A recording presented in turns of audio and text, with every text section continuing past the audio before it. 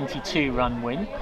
3 wins in a row. You're into the second round of the Cup where you play Staffordshire on Saturday. You must be pretty chuffed with that. Yeah, I thought it was a really good team performance. Obviously, runs on the board, we won the toss, it was what we wanted to do. And I think everybody just played their role beautifully. It was hard going initially, and Erin played really well and got me going. And then, Stair Callis, Amy Campbell, Ducky, everybody came in and just did their role beautifully. And then to bowl, I actually think we can bowl even better than that.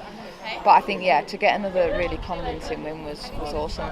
From a personal point of view, you win the toss on a tricky wicket with a slope on an outground that's had a bit of inclement weather around, and you led from the front with 88. You must be quite delighted with that as a bit of form to take into the rest of the season. 49 on Saturday and 88 today. Yeah, I think I sort of grew into my innings. It was quite hard actually bowling stump to stump early doors with the keeper up, and it was very slow and low. But I thought I grew into my innings. It was almost easier to face spin, and just chose some really good options for myself. And I was really pleased. I thought everybody came in and got up and down and was really proactive from the get-go, and I think that's what you want. You want every batter that's coming in to sort of continue that tempo, and that really helped me. You mentioned that you felt like your side could have bowled even better than that. What are the small work-ons for you that has immediately come to mind? I just think it's always looking at the bigger picture, is knowing that next year Tier 1 cricket, we've just got to be really disciplined. I think at times we sort of maybe weren't quite as disciplined to try something, or just lost our line and length a little bit. I thought it's probably the first time Castle came out and put us under some good pressure. And it's probably the first time we've been put under real pressure with the ball. I think we responded really well and came back with a good plan and executed well with Gracie, but it's probably just adapting a little bit quicker and being a bit more disciplined. And round 2, Staffordshire on Saturday, who've seen off Cumbria relatively comfortably today with 4.5 overs to spare. There's a dynamic there as well. A banana skin, you're at home, you're the Tier 2 team, they're the Tier 3 side with nothing to lose. How do you handle that? I don't think we're really taking anybody for granted, and I think a lot of the time we're going into the unknown, which presents a challenge in itself. Like we spoke about, the first game was, there's not a lot of footage, we don't know as much about some of these players, so that's a challenge in itself, but we're not taking anything for granted, but we also sort of just keep a close eye out on what we're doing and focus on what we're doing. And if we do, our skills as well as we desire to, we'll be just fine.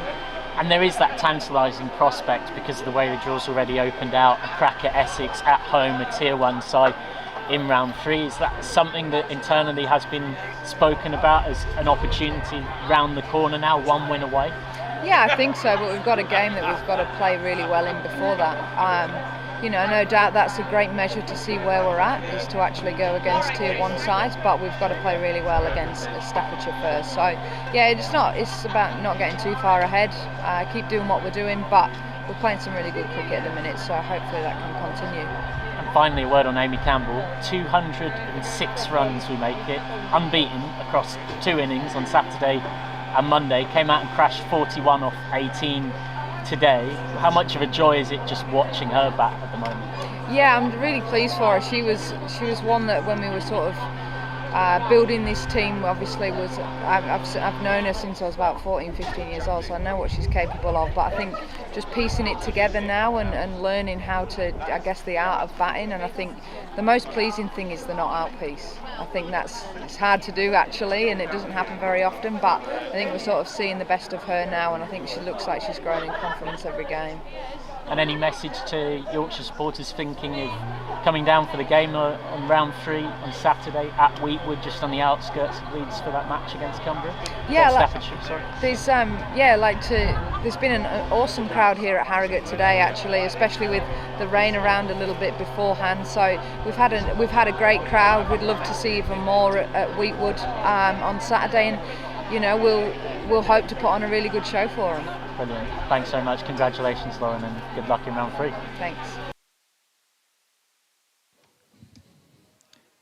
Very good afternoon and welcome to Weetwood, where Yorkshire continue their women's T20 County Cup campaign. Staffordshire, the opponents from Tier 3, and Yorkshire will fancy their chances of a victory here that would take the White Rose through to a crack at Essex in the third round next Saturday, and that game would be at Headingley, and Yorkshire would have home advantage. But they can't get too far ahead of themselves. The beauty of knockout cricket is the uncertainty of it all. I'm Michael McCann. Rachel Slater and Aaron Viles will be with you in a bit, but for now, as they used to say on Blue Peter, let's get out to one I prepared earlier. We had a little look at the pitch, and the coin toss result is to follow. Yep. Welcome to the University of Leeds Weetwood, to be precise. Yorkshire back in action just a few days after that fantastic win against Derbyshire on Monday, and once again it is time for the Women's T20 County Cup, a newly created competition. Let's have a little look at the pitch, and my goodness me, for this time of year, this is pretty hard. For England in early May, the weather is perfect today. It's up in the early 20s, the sun is often peeping out above the clouds. I would be surprised if either team didn't fancy actually having first use of this. It looks like a pretty good surface. There isn't a lot of cracks, might not offer too much for the spinners.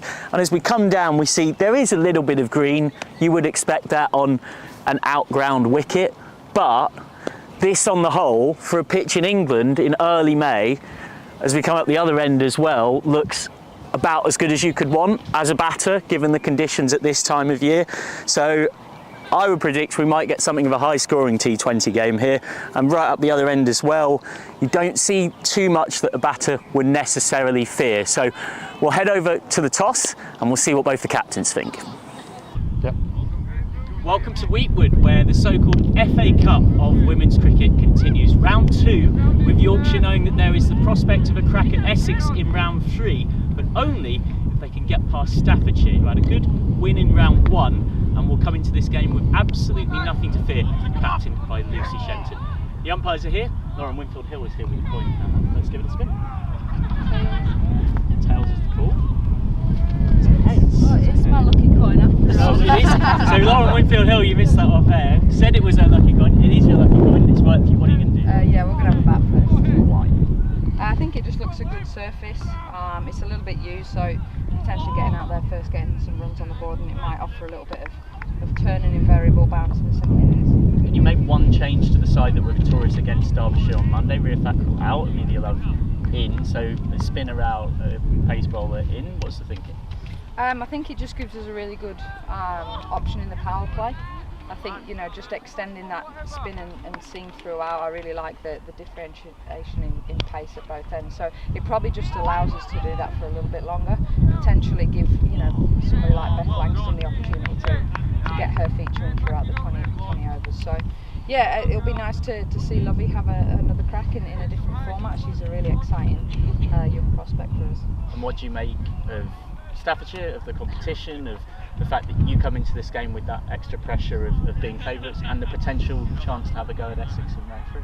Yeah, we're not taking anything for granted. Like, we've played well in the last couple of games, but it's irrelevant for today. So I think we're just going to try and keep doing the things that have served us really well, not get too far ahead.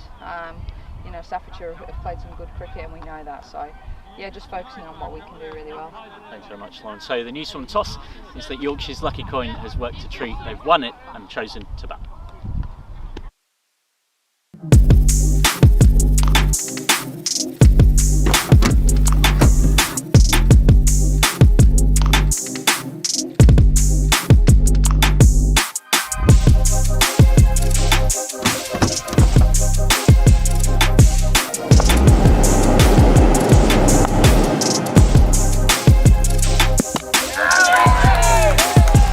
Vertu, official partner of Yorkshire County Cricket Club.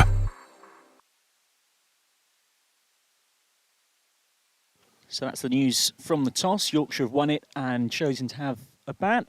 A good smattering of spectators starting to appear around the outfield at Weetwood. Just to run you through the full side that Lauren Winfield-Hill's picked, we've mentioned that there was one change from the team on Monday. It's Winfield-Hill herself, of course, Rebecca Duckworth, Stair Callis, Maddie Ward, Grace Hall, Beth Langston, Erin Thomas, Claudie Cooper and Amelia Love and Olivia Thomas. Love, the 16-year-old who you may remember took 4 wickets against Worcestershire on her debut at Headingley in defeat in Yorkshire's opening game of the season. It's been 3 comprehensive wins since. Of course, we will be keeping a slight eye on the men as well, who are in action at Essex. And on that note, let's take a little look now at how the season pans out in terms of fixtures across the men's and women's teams for the White Rose.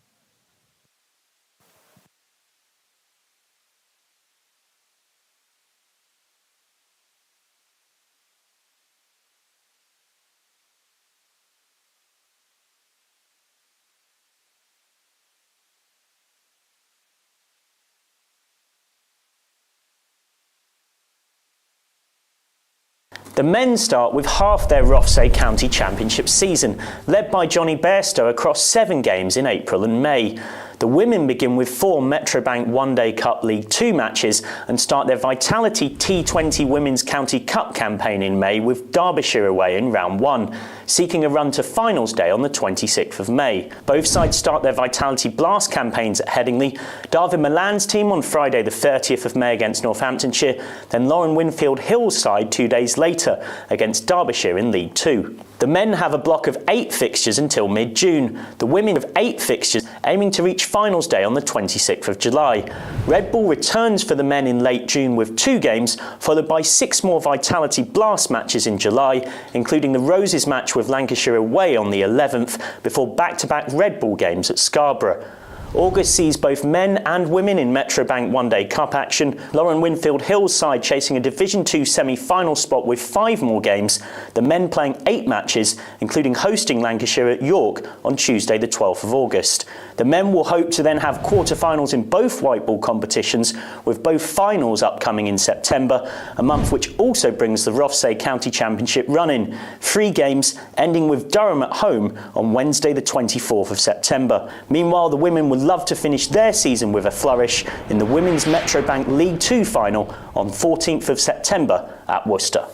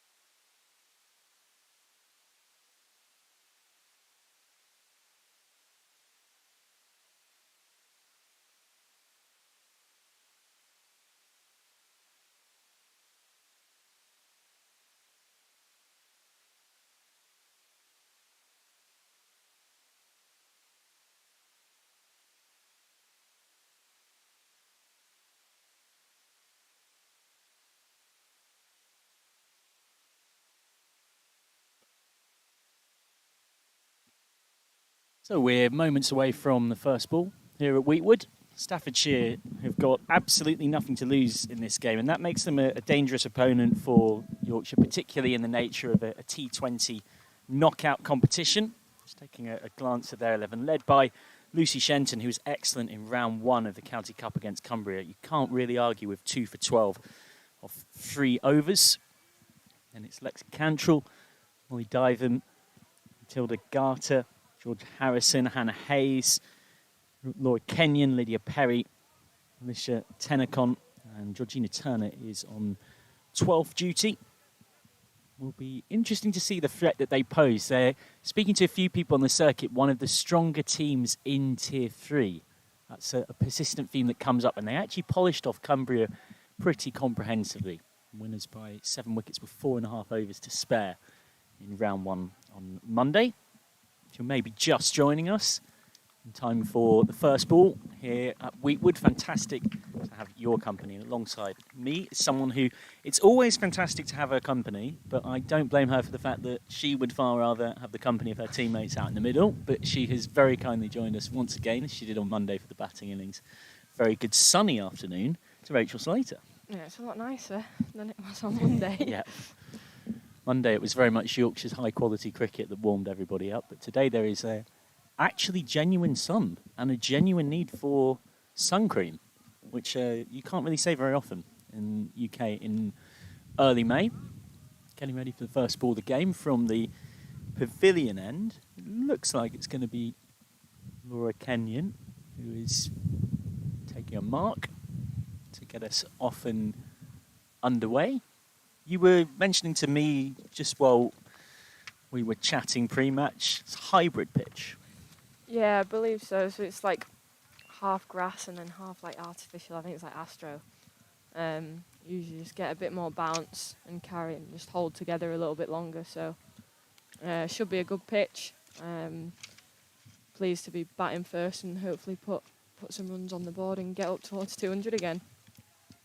Yeah, for those who missed it on Monday, Yorkshire comprehensive winners against Tier 2 Derbyshire, and hoping for a repeat performance here and a repeat blueprint, winning the toss and batting first. First ball of the contest to Winfield Hill from Kenyon. It's just pushed out into the covers. Up into the 20s in terms of temperature. So truly exciting times.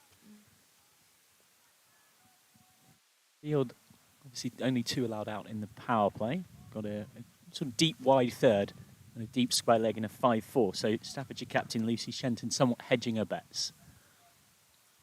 That will have to be rebowled, signalled by one of your 2 umpires, John Crabtree and Jonathan Smith.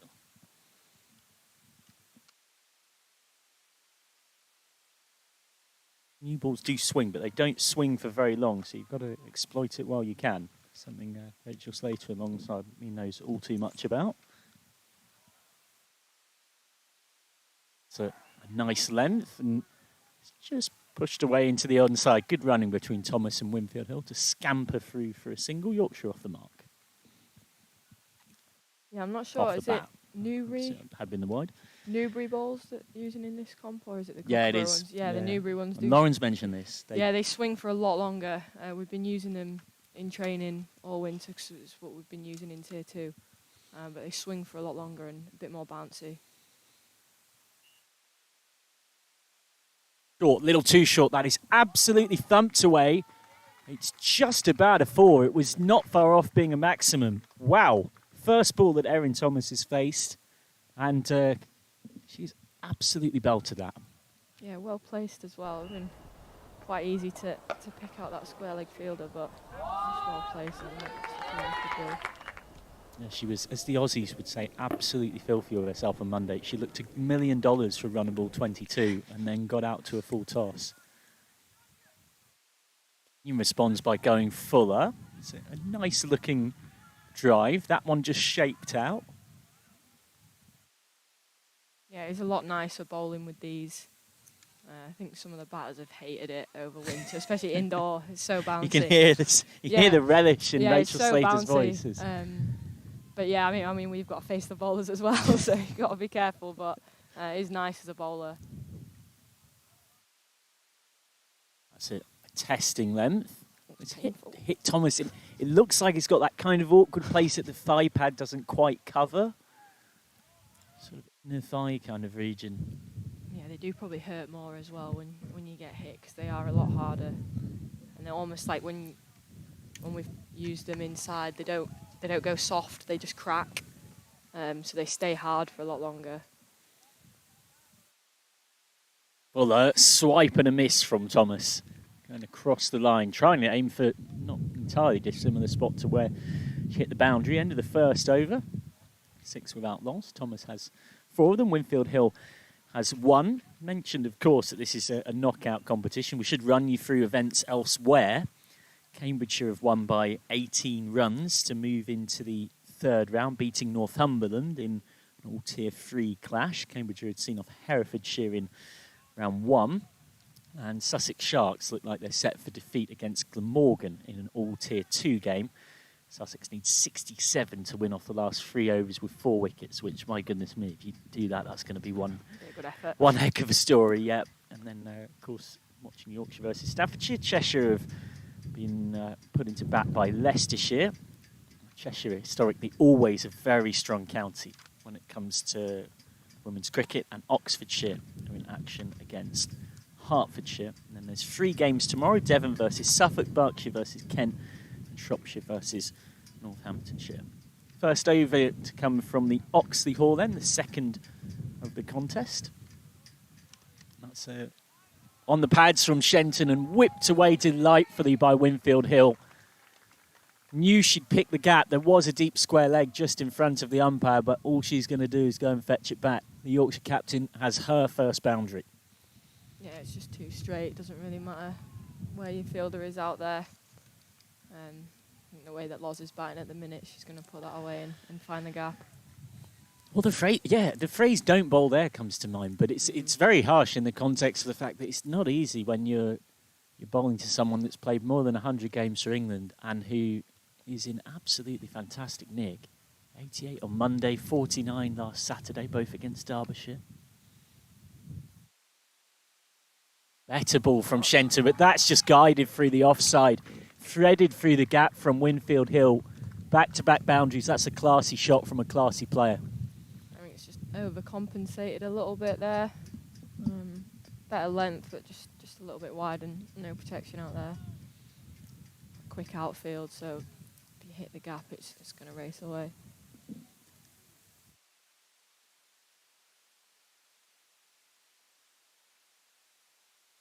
Shorter, and this time Winfield crashes that through mid-wicket. 3 fours in a row, and she was onto this pull shot so early, picked the length up quickly, and in truth, Shenton is not quick enough as a bowler for her bouncer to trouble a player like Winfield Hill, who made that look very easy.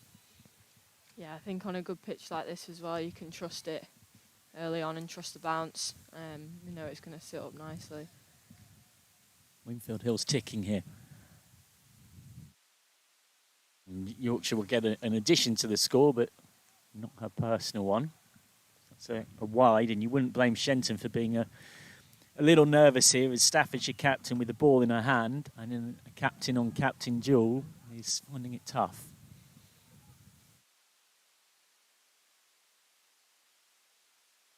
And just nibbled around the corner by Winfield Hill, but straight to fine leg. Yeah, it's tough. I think as a team we talk a lot about trying to win the start and the end of the over.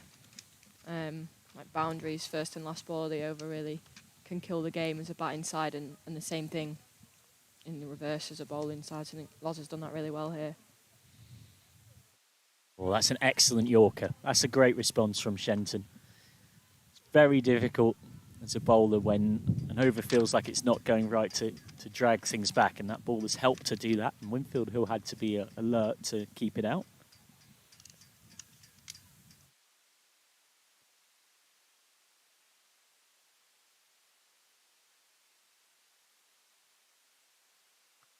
Winfield Hill down the ground this time, showing a full array of strokes. It's a 4th boundary off the bat of Winfield Hill in the over. She actually doesn't quite catch this cleanly, but it still has enough to go to the rope.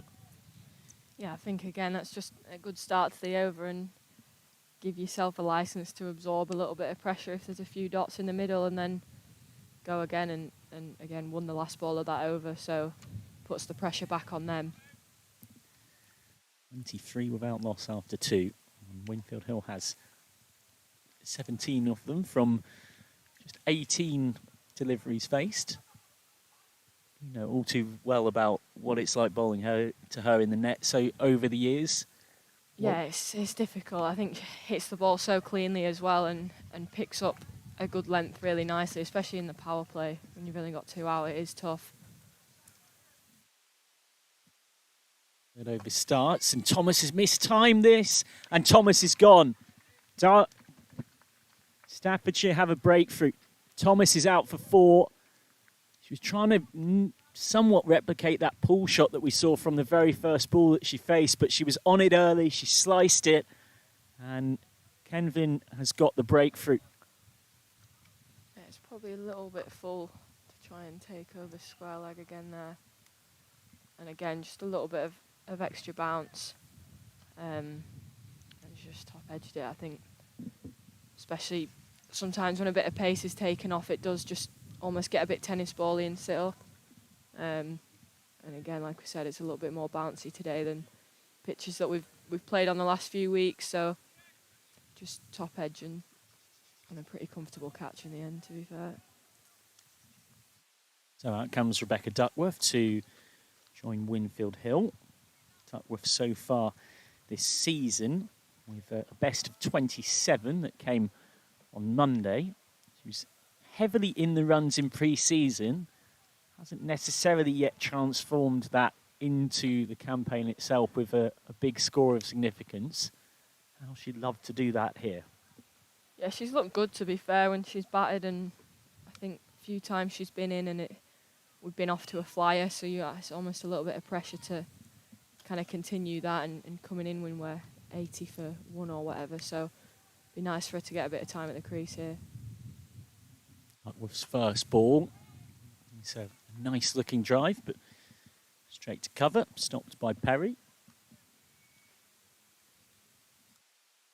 Yeah, a player that her captain, who's at the other end from her, Lauren Winfield Hill, was saying really felt like would benefit from a regular run in the team. Often in the Diamonds regional cricket era was somewhat in and out. Ball, and just left Duckworth a bit uncertain there. A bit slower ball there. I think it's well bowled. Played a purring in admiration next to me as a fellow bowler. Nicely executed change-up, wasn't it? Yeah, I think it doesn't look like it's swinging massively, so I think it's well recognised to go to your change-up a bit quicker.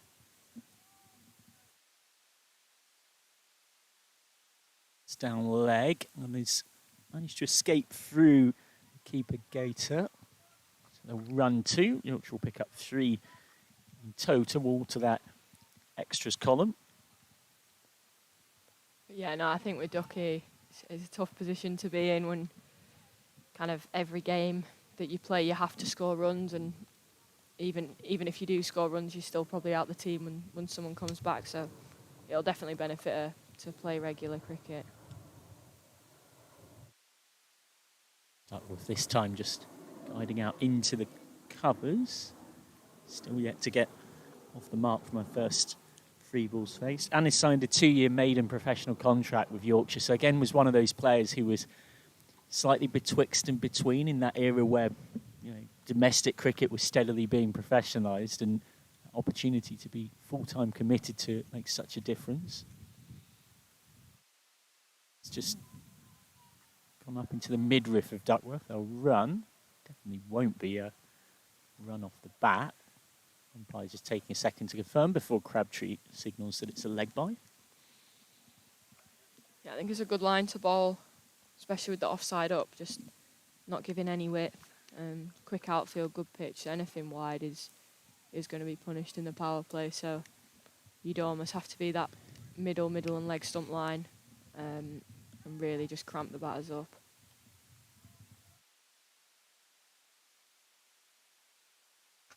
Hill this time, he's looking not far off $1 million. He's hit that pretty well, but it's straight to cover.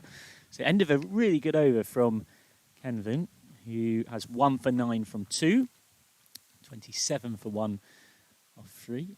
Yeah, on the note of Rebecca Duckworth, the innings that really sticks in my mind, there was a game last September against the Vipers at Headingley. She hit 51, and it really displayed when she's at her best what a good player there is there. Yeah, definitely. I think we're all buzzing for her that game. She's obviously in and out of the team a little bit last year, and has been working really hard, has done since she was with the Diamonds. So we all know what she's capable of. But I think it's easy to say when you've seen it in training, but you do need to do it in games and stuff. So I think it was nice for her to have that at the end of last season and really set her up for a good winter and give her a lot of confidence going into this year as well. To the keeper, up to the stumps, change of bowling from the far end away from us. Not too surprising. Duckworth will get off the mark with a little bit of fortune here. So the inside edge. Run through for a couple. It is Ebony Jade Tweets who is on to bowl. I can assure you, though, having checked with the Staffordshire camp, it's spelt differently to the social media website, and of course she existed a long time before it. That's a little shorter, got a little bit of extra bounce. Duckworth guides it straight to cover point. Took 1 for 11 off 2 overs on Monday against Cumbria and smashed 28 off 18 to complete the chase with time to spare. He's a dangerous all-rounder in this Staffordshire team, Tweets. Duckworth guiding that through the covers. That's a nice shot from Duckworth. Comfortably her best of this innings so far, and it brings her first boundary. Yeah, just a little bit fuller. Back of a length has looked a little bit harder to get away with the extra bounce. So just good patience from Ducky. Just waited for one slightly over pitch. I think with that extra cover sat in really tight either side of them, and you're going to get 4. Just to confirm a result elsewhere, Glamorgan have beaten Sussex. Just blocked by Duckworth. Glamorgan winning by 48 runs. So that's a pretty comprehensive win for the Welsh side, who in a couple of years' time will be in Tier 1. Of course, Yorkshire will be there next season. So what that means is that Glamorgan progress through to having a crack at the red side of the Pennines in the next round. Duckworth doesn't quite time this. They're going to scamper through for a well-run quick single. Even with a direct hit would have made it. Good running. Same the other day when she came into bat, just ran really well between the wickets. I think it probably doesn't get talked about a lot, but running your 1s and 2s hard is what wins you a lot of T20 games, and is that few percent difference. That's a nicely disguised slow ball from Tweets, and Duckworth almost quite theatrically had to wait for it and just guide it down, make sure not falling for the sucker punch. So, end of the over, maybe that you would say was even overall. 7 off it, a good battle between bat and ball. Duckworth getting her first boundary, 34 for 1 off 4. It's a good finish to the over, boundary early and a few extras. So a good finish, and I think again just bowling those slower balls puts doubt in the batter's head and makes the batters think, especially on a good pitch. Batters are probably just going to feel like they've got a licence to come hard at the ball, but using those change-ups just kind of puts that thought in the batter's mind. Kenvin to continue here, and not surprising, it's been a very good spell. That's just guided down to deep third for 1. It's a nice shot from Duckworth, and it's good game intelligence as well, because with Winfield Hill batting as beautifully as she has, you want her to be facing as many deliveries as possible at the moment. Yeah, I think so, and I think just getting your 1s when you can, keep the runs ticking over, even if there's not a boundary ball there to hit, it makes a big difference. Another slower ball. Really time it cleanly, Winfield Hill, but we'll get 1. She's on to 18 off 11. Hit those 3 4s in a row, but actually hasn't had a lot of strikes since then. There was also the fall of wicket that took a bit of time, so that can sometimes just slightly disrupt your flow as a batter.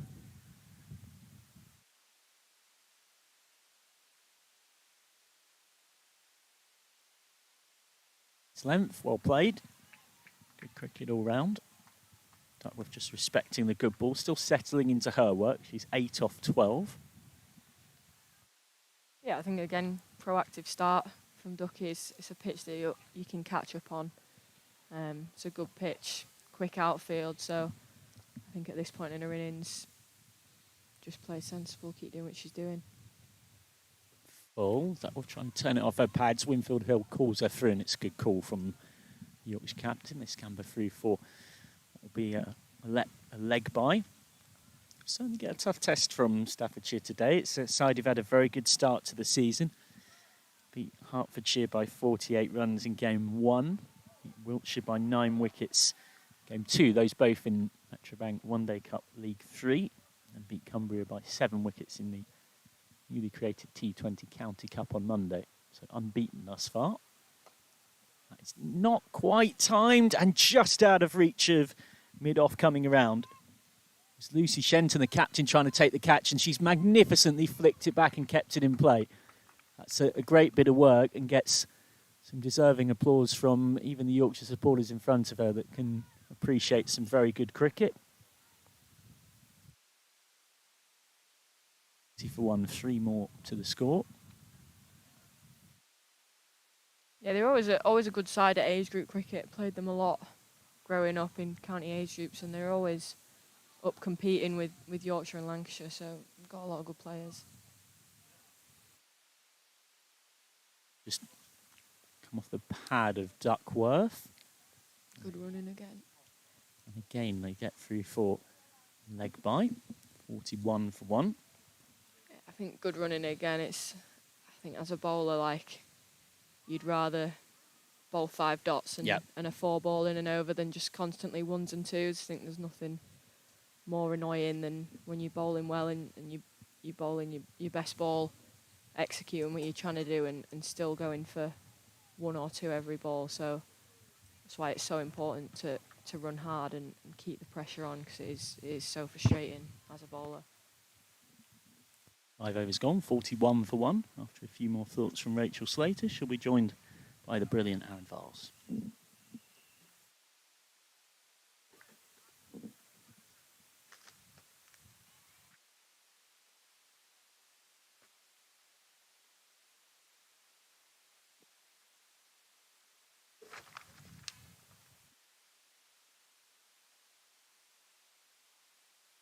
Yes, welcome back everyone. Pleasure to be here. Very first time at Weetwood, and it is tweets to continue. This one's slightly wider, just slashed into the midriff of Gator for no run. Rachel, pleasure to be back. Yeah, nice. You're lucky if this is your first time at Weetwood. I don't think it's ever been this warm here. Really? Yeah, it's probably the warmest I've seen it. So it's good. Don't set your expectations too high. It'll be freezing next time you're here. Well, here is Tweets once more into Duckworth. This one splits the Yorkshire batter in half. Some decent keeping there from Gator once more. No, it's been gorgeous all day, hasn't it? Sun shining, hardly any cloud cover, and what a venue this is. Yeah, it is nice. Like I said, it's nice when it's warm, but it's pretty rare, so take it in. It's not as nice when it's freezing cold and raining. No, it is rather exposed, isn't it? Lovely on a day like today, though. Here is Ebony Tweets bowling to Duckworth, attempts to play that through the covers, finds the fielder for no run, and I'll tell you what, this has been a pretty good start, hasn't it, for Staffordshire? Looked as though after that second over when Winfield Hill was climbing into Shenton's bowling, could have been a very high-scoring power play, but they've really brought it back quite exceptionally after that tough start. It is Ebony Tweets again to Duckworth, this one very wide and slashed very square of the wicket for a single. Yeah, I think they've just found the right length to bowl pretty quickly on a decent pitch. He's bowling a really good length, and with the keeper stood up, makes it difficult for the batters. They've got to stay in the crease and find a way of making a good ball into scoring runs. Most definitely. Tweets once more. This one very full and given wide by the umpire. A little bit too wide on that occasion. But no, they have. I think they've been a lot more disciplined. I think the initial nerves have perhaps dissipated after that second over. I feel like the wicket at Thomas was a big one for the visitors, and of course they'd love to get a second one here. Will Tweets be the bowler to do so? That's a very nice shot by Winfield Hill. Keeps the strike rotating. And that is a very, very underrated part of Winfield Hill's game, as we see the end of the 6th over, at the end of which Yorkshire 44 for 1. But we saw it last week, didn't we, with the enterprise, the innovation at Harrogate's, pretty much scoring all around the ground, but constantly just keeps that scoreboard moving and not allowing bowlers to settle into a rhythm. Yeah, definitely. I think she can access different parts of the ground with the same ball, which is massive for a batter. Being able to take the same ball to 3 or 4 different parts of the ground just makes it so easy, and I think that's what we saw on Monday. I think they've actually bowled a really good length at her and not giving her arms very much. I think that's when she's at her best, is when she can just free her arms and get her hands through the ball. But no, Staffordshire have bowled a good length at her so far, and other than that one over where she got a few boundaries away, it's not been as freely scoring as the other day. No, it certainly hasn't. Change of bowling from the pavilion end. We're going to see Melisha Tenakoon in for the first time today. Coming in to bowl to Winfield Hill. Chip straight back up to the bowler. Has she taken it? No, she hasn't. Just dropped short. Tell you what, that would have been a real heart-in mouth moment for the Yorkshire captain, just ever so slightly dropped short of the bowler. That could have been a big moment in this game. Yeah, I'm not sure where that's come off, to be fair. I think good option with this field and a bit more pace on the ball. Almost, she just like toe-ended that, like snooker cued it. It's Tennacoon once more to Winfield Hill. This one dropped a little bit shorter. They go for the drop and run. Some good running yet again, and we've seen that throughout the power play. Really good communication from this duo. Yeah, good. I think as well that's what helps, even when Loz hasn't got away as quickly as the other day. It doesn't really matter because she's getting her ones a lot and rotating the strike well, so there's not as much pressure. And the longer you bat on these pitches, the easier it gets. So.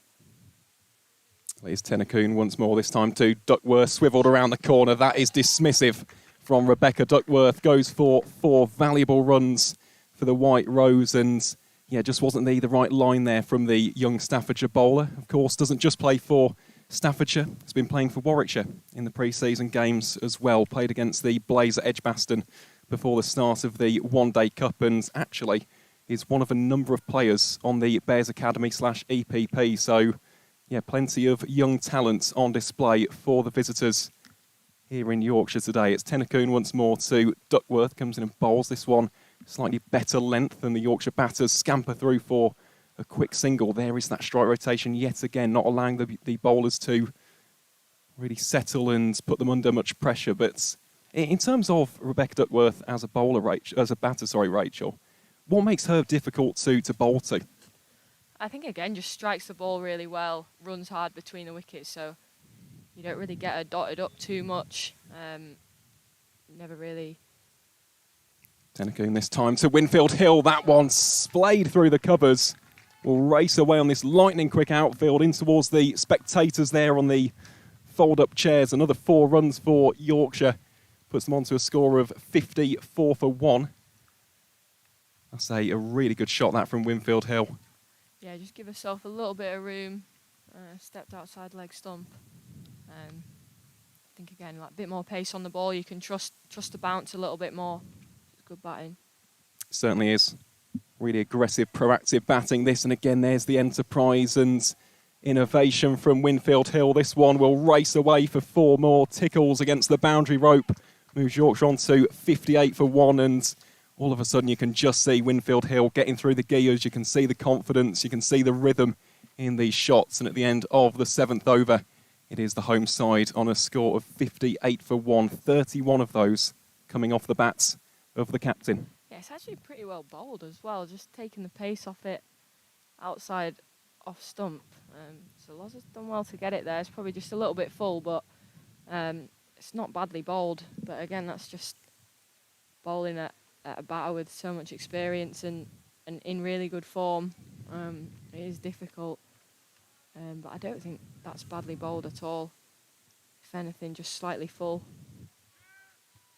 That's just a wonderful shot, isn't it, from Winfield Hill? And for the first time, we'll see Hannah Hayes coming on to bowl from the Oxley Hall end. A little bit of spin in towards Duckworth, who plays that on its merits first up for a dot ball. And in terms of your experience having been here, Rachel, what tends to be better in terms of pace or spin? I don't know. I think the pitches vary a lot, so... We'll see this delivery from Hayes again. Duckworth using the feet. This one flashes off the outside edge. It's racing down towards the boundary here at the pavilion end. There's a chase on for the fielders, and it's one which Staffordshire will not win. Another 4 runs to the tally for Yorkshire, moves them on to 62 for 1. Yeah, I think spin here can be difficult just with that extra bounce, especially off spinners, like getting on top of the ball. Just bounce that little bit extra, so it can be tricky, but... Hayes to Duckworth. Duckworth again being proactive, meeting the pitch of the ball, works that square of the wicket for another single. But I think as well, at the same time, Seam, if you get your length right here, it is really difficult to get away, as we've seen. Like every ball that's been top of the stumps areas has been really difficult to get away and not really gone for anything other than a single. Anything wide is getting punished. Most certainly is. It's Hayes this time to Winfield Hill. That one very full, just dug out of the ground by the Yorkshire captain. And that's the thing, it's just consistency, isn't it, on a wicket like this? You've got to maintain those good line-ins and good lengths, especially against a batting lineup of this calibre and quality that Yorkshire do possess. Good learning curve, though, isn't it, for Staffordshire? Here is Hayes again, that one very wide, and that is a very cheeky shot, just deflected off the face of the bat. 4 more runs for Yorkshire, moves them on to 67 for 1. Yeah, just a bit full and wide, and with no short third, just a point in either side. It's going to be 4 on this outfield. I think with this field, you've got to bowl a little bit straighter. And don't be afraid to get hit to your sweepers. Of course, they do have 2 fielders very deep on that leg side so far. This one dropped short again. Winfield Hill, a little bit of indecision in terms of the shot to play there. Eventually, that is a dot ball and also the end of the over. So at the end of 8, Yorkshire 67 for 1. Winfield Hill on 35 and Rebecca Duckworth on 19. Yeah, it's a good start, especially they've bowled really well, changed their pace up a little bit quicker and flatter there from the off spinner. So I think we'll be really happy with this start, to be fair. 67 after 8 overs and only 1 down. It's a really good platform going into the middle, especially when a team's bowled really well at us. To still have runs on the board and only be 1 down is a really good sign. Most definitely is, and it comes back to that point that you mentioned with Mike a little bit earlier on. Staffordshire always been so competitive in T20 cricket. Yeah, age groups, they're always up there, so... The Tennacoon into bowl here, that is another good length delivery. They think about coming through for the single. Winfield Hill sent back to the non-striker's end. What was it about Staffordshire then which you found to be somewhat difficult at times? I just think that they've always had a lot of good players and a good setup in age group cricket, and I think at that level, you're not losing players to the bigger counties. Here is Tennacoon again to Duckworth. That is straight down the leg side. Umpire signals for a wide. At that level, but yeah, I think it's good to see that they've still been able to keep a lot of those girls playing for Staffordshire, and that's kind of the benefit of this new tier system is you aren't losing players and people aren't dropping off from playing, and it's still like a really competitive level in tier 1, 2 and 3. Most certainly is. It's Tennacoon again to Duckworth. That one very full, very wide and played out towards deep point for another single from the former Thunder batter.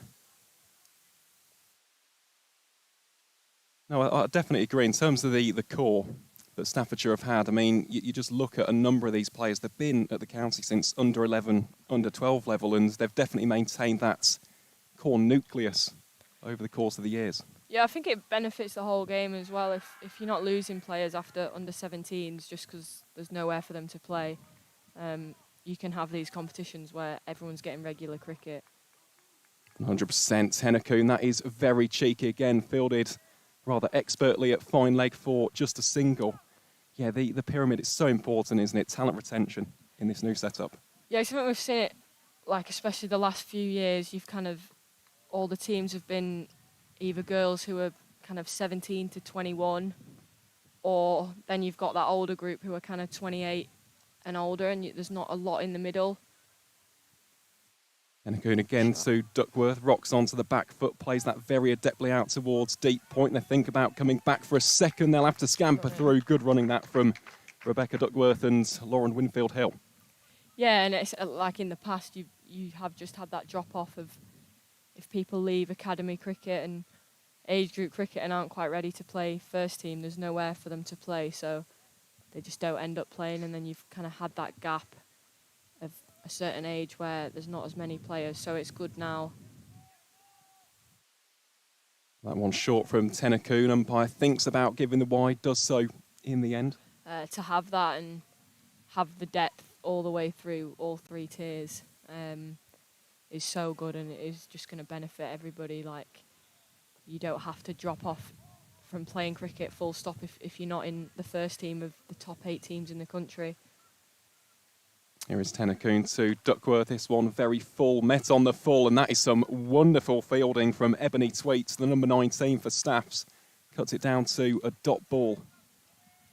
Yeah, it's good over so far, actually. Again, change-ups, bowling bouncers. I think it's good to see like women's cricket. I think a few people aren't as keen on the bouncer as in the men's game, so it's good to see young player not afraid to use it. No, she definitely isn't, as that one is worked down towards fine leg 4. No run, and that will signal the end of over number 9, at the end of which Yorkshire 73 for 1, Winfield Hill on 36, Rebecca Duckworth on 22. And yeah, just on that similar vein of thought and conversation, Rachel, in terms of talent retention, this is a massive competition for the Tier 3 sides, isn't it? For the likes of Staffordshire, Cumbria, Berkshire, Cheshire, all of the above, because it does give them a massive opportunity to put themselves in the metaphorical shop window.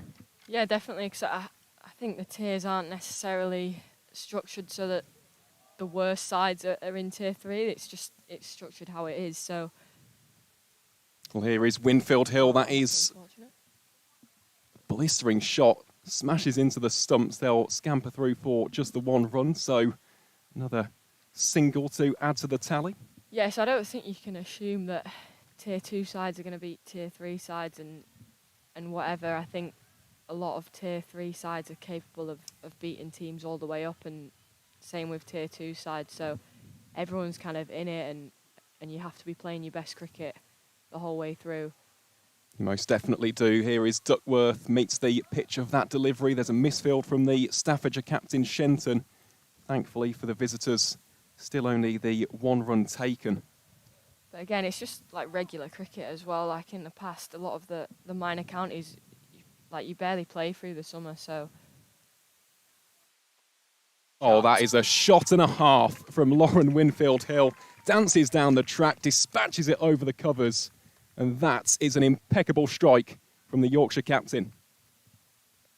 Yeah, it's played so well through extra cover. And again, with mid-off up and covers quite square, is a bit of a freebie for her. And done well to avoid extra cover there, to be fair, but not a lot of stopping that. Absolutely not. Rifled off the bat, wasn't it? From the former England international. How can Hayes respond? Well, again, Winfield Hill bisects the fielders. There's a desperate dive. Won't matter. Back-to-back boundaries for Lauren Winfield Hill, who inches ever closer to a well-deserved 50. Has had such a good start to this season. Of course, we saw that barnstorming 88 in Harrogate on Monday. And appears to be in exactly the same kind of groove here in Weetwood today. Currently on 45. Scored over half of her side's runs. Plenty to mull over for Lucy Shenton and Staffordshire. How can Hayes respond? Well, this could be a wicket. It's been shelled. Well, that could be another big moment. And I think it is the Staff's captain, Lucy Shenton, at mid-off. Drops Winfield Hill on 45. It's all that off. Seems to hang in the air forever, that. Well, the Yorkshire captain gets another bite of the cherry and now goes for the reverse. Can't get bat on ball on that occasion, and that will signal the end of a rather frenetic 10th over. Yorkshire 83 for 1. Winfield Hill gets that second life. She's on 45, Duckworth on 23.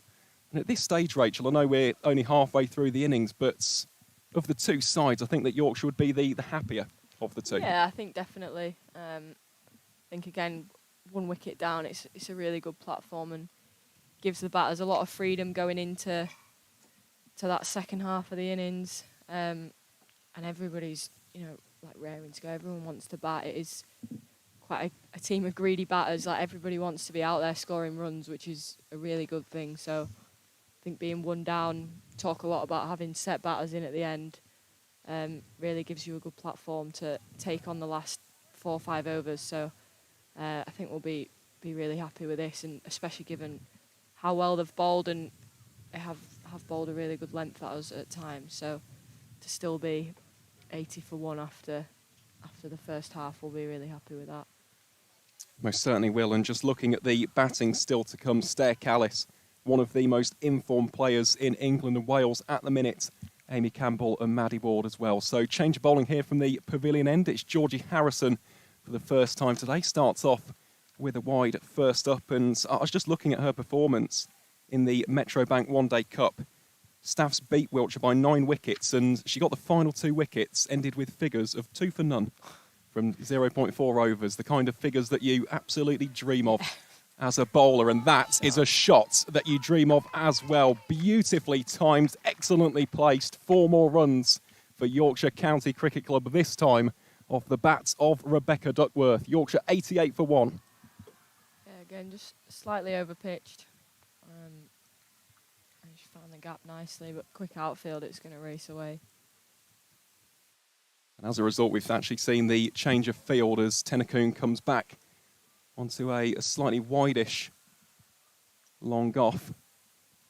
Let's see how Harrison, the bowler, can respond. She's bowling here to Duckworth. Duckworth clips that through the onside. Some good fielding there from Helen Hughes, it is. Catching mid-wicket, cuts it down to a dot ball. And that is something which staffs really do pride themselves on. I spoke with Lucy Shenton before the game, and the ground fielding definitely is an area of strength for this outfit. And that shot from Duckworth goes out towards backward point. There's a slight overthrow, but no damage done. And we spoke a little bit about this in Harrogate, didn't we, Rachel? But as a fielding unit, it's so important, isn't it, to back your bowlers and cut down those quick 1s and 2s. Harrison comes into bowl here to Duckworth. That one played very straight, and that is a delightful shot from Rebecca Duckworth. Puts Yorkshire into the 90s. Rebecca Duckworth goes on to 31. Yeah, it's good batting. I think I'm not sure the fielding change was massively necessary. I think in general, if you're bowling where you want to bowl, that long on's probably a better fielder to have out than the long off. Well, that will have to be re-bowled by Harrison. But no, it's good batting from Ducky to see that's up and hit nice and straight, and long off's not going to get around to that. No, it was. That was an expertly placed shot, wasn't it, from Rebecca Duckworth? Again, utilising the footwork, putting a little bit of a seed of doubt into the mind of the bowler Harrison. Interestingly, so far as well, we haven't seen Molly Dytham bowl as of yet. Now, she got 4 for 20 in the opening game, so I imagine we'll see her and her off-spin rather shortly as they look to put the clamps on during this middle over stretch. That again is a glorious shot from Duckworth, just clipped through mid-wickets. In the end, that is some really smart fielding. Saves a couple of runs, 2 more to add to the tally for Yorkshire. That will signal the end of the over as well. So Yorkshire 95 for 1 after 11. Winfield Hill on 45. Rebecca Duckworth on 33. And it looks as though Lucy Shenton may have been listening to our commentary there, Rachel, because it is number 11 of Molly Dytham coming on to bowl. Good timing. Oh, excellent timing. Absolute telepathic connection there between us in the comms position and the Staffordshire skipper. But no, there is absolutely no reason not to bring on Dytham at this stage. One of the premier wicket takers. In fact, so far this season, she has taken the most wickets for Staffs across competitions. So took 4 for 20 against Cumbria in the first round of the T20 County Cup. Got them into this fixture in the first place. Took 2 for 34 against Hertfordshire in the Metrobank One Day Cup season opener. And followed up with 2 for 14 from 4 overs against Wiltshire in that same competition. So this really is the X factor as far as Staffordshire are concerned. It's Dytham to Winfield Hill then, and starts off with a wide. Yeah, I think in the women's game especially, spin in general seems to be more of a struggle, so I think it is very common for teams to just try and bowl their premier off spinner through the middle and end. Shot. Really nice shot that from Winfield Hill. 1 bounce over the rope for 4 through deep mid wickets. Yeah, I think especially like a slower spinner, teams are kind of just looking for them to tie down one end and take the pace off and try turn it, and just try and go at 5-6s through the middle, and make it difficult for teams to get boundaries away and keep that momentum. Most definitely. 100 comes up for the host as well. Here is Dytham to Winfield Hill. Will go over the top of the fielder And this will be a thoroughly deserved 50 for the Yorkshire captain. It's back-to-back half-centuries in the T20 County Cup for Lauren Winfield Hill. And I tell you what, she has richly deserved it. Real mix of class, enterprise, quality all around the ground. And what an absolute talent she is at the top of the order. Yeah, I don't know how many balls she's faced, but she's had to work hard for that, actually. Here is Dytham to Duckworth. Wide given there by the umpires. She's hit that, to be fair. Yep, just confirmation of the amount of deliveries, 28 for Winfield Hill. I mean, it probably doesn't seem that way from that, but she has had to work hard for it and absorb a bit of pressure. She definitely has, and this is good bowling, isn't it, so far from Dytham, especially after taking a little bit of tap from Winfield Hill. Just pulled back the line ever so slightly, and yeah, just looking at that scoring as well, 10 fours for Lauren Winfield Hill so far. Yeah, I think that shows how good she is, that she can kind of absorb that pressure and dot balls. Well, that is one of the shots of the day, isn't it, from Winfield Hill? There'll be a dive on for the fielder. That is outstanding work in the deep for Staffs. Saves a certain boundary, cuts it down to just 2 runs. And there is that ground fielding that we spoke about. Yeah, it's good fielding, 2 runs saved there. I thought it was 4 straight off the bat. But again, it's low risk shot, really easy for Loz, and you're getting 2 every time there in that gap, so it's good running again and keeps the scoreboard ticking over. Certainly does. Well, how does Dytham respond here to Winfield Hill? Goes for the reverse. There's a slight appeal from the bowler. Don't think there was too much attention behind the stumps from Matilda Gator. As a result, it is just a dot ball. In terms of that previous effort, I think it's Lydia Perry out there. That really was an outstanding effort. Just backs up your bowler. That is gold dust as a spinner in these middle overs. This one darted in by Dytham, taken on with the pull shot, takes one bounce out towards the aforementioned Perry. Fires it back to the bowler. Move that deep mid-wicket a bit straighter and close that gap between long on and deep mid-wicket. Make it a bit more difficult to get to there, 'cause I think 3 or 4 of those first 5 balls, Loz has hit that gap and got 2 or 4, so it's good captaincy to just move them a bit straighter. Most certainly is, and that was the end of over number 12. Yorkshire 106 for 1. Winfield Hill on 53, Rebecca Duckworth on 34, and still plenty of batting still to come for Yorkshire in the form of Stair Callis, Amy Campbell, Maddie Ward, Liv Thomas, Beth Langston. So much batting depth in this side. Really has been an outstanding start this, and a great foundation laid by the top 3.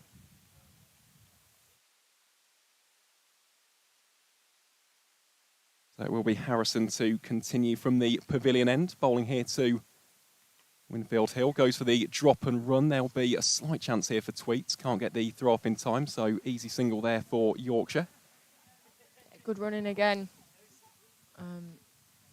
It's such a big part of these 2 games, is just to keep dropping in and getting ones, and again, it's a nightmare as a bowler if teams can do that.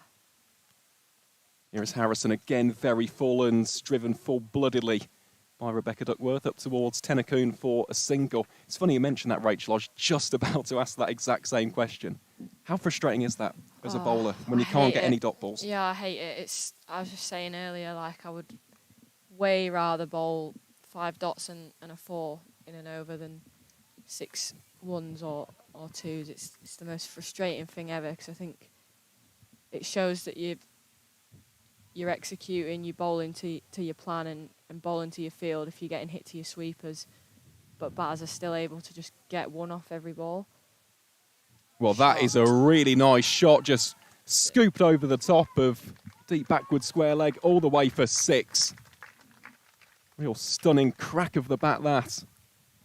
Yeah, it's just the ability to hit like that 5th fielder. Again, in the women's game, I was saying on Monday, you can only have 4 out. Whereas in the men's game, you can have 5 outside the ring, so you would have that square leg in. So she's been able to find that 5th fielder almost, hypothetically, is a massive part of Loz's game, and she's done that really well there, just stepped across and helped over square leg. ludicrously well timed as well, wasn't it? Just sailed over the rope for 6, and that is a much better response from Harrison there. Just keeping Winfield Hill on her toes, and yeah, she must be an absolute nightmare to bowl to. Must Winfield Hill. Just scores 360. Yeah, and I think just knows her game so well, and knows where she's trying to hit it, so clear on her plans. And as soon as we say that, the curse of the commentator strikes. Winfield Hill dances down the track. I think it just comes off the pad in the end, rolls back onto the stumps, and that is the end of the Yorkshire captain. So the home side 114 for 2 here in the 13th over. Staffordshire do get the breakthrough that they were desperately hoping for, and it has come off the bowling of the breakthrough specialist, Georgie Harrison. Regardless, though, that is an outstanding knock from Winfield Hill. Follows up her 88, a masterful knock in Harrogate, with an equally exceptional 60 here at Weetwood.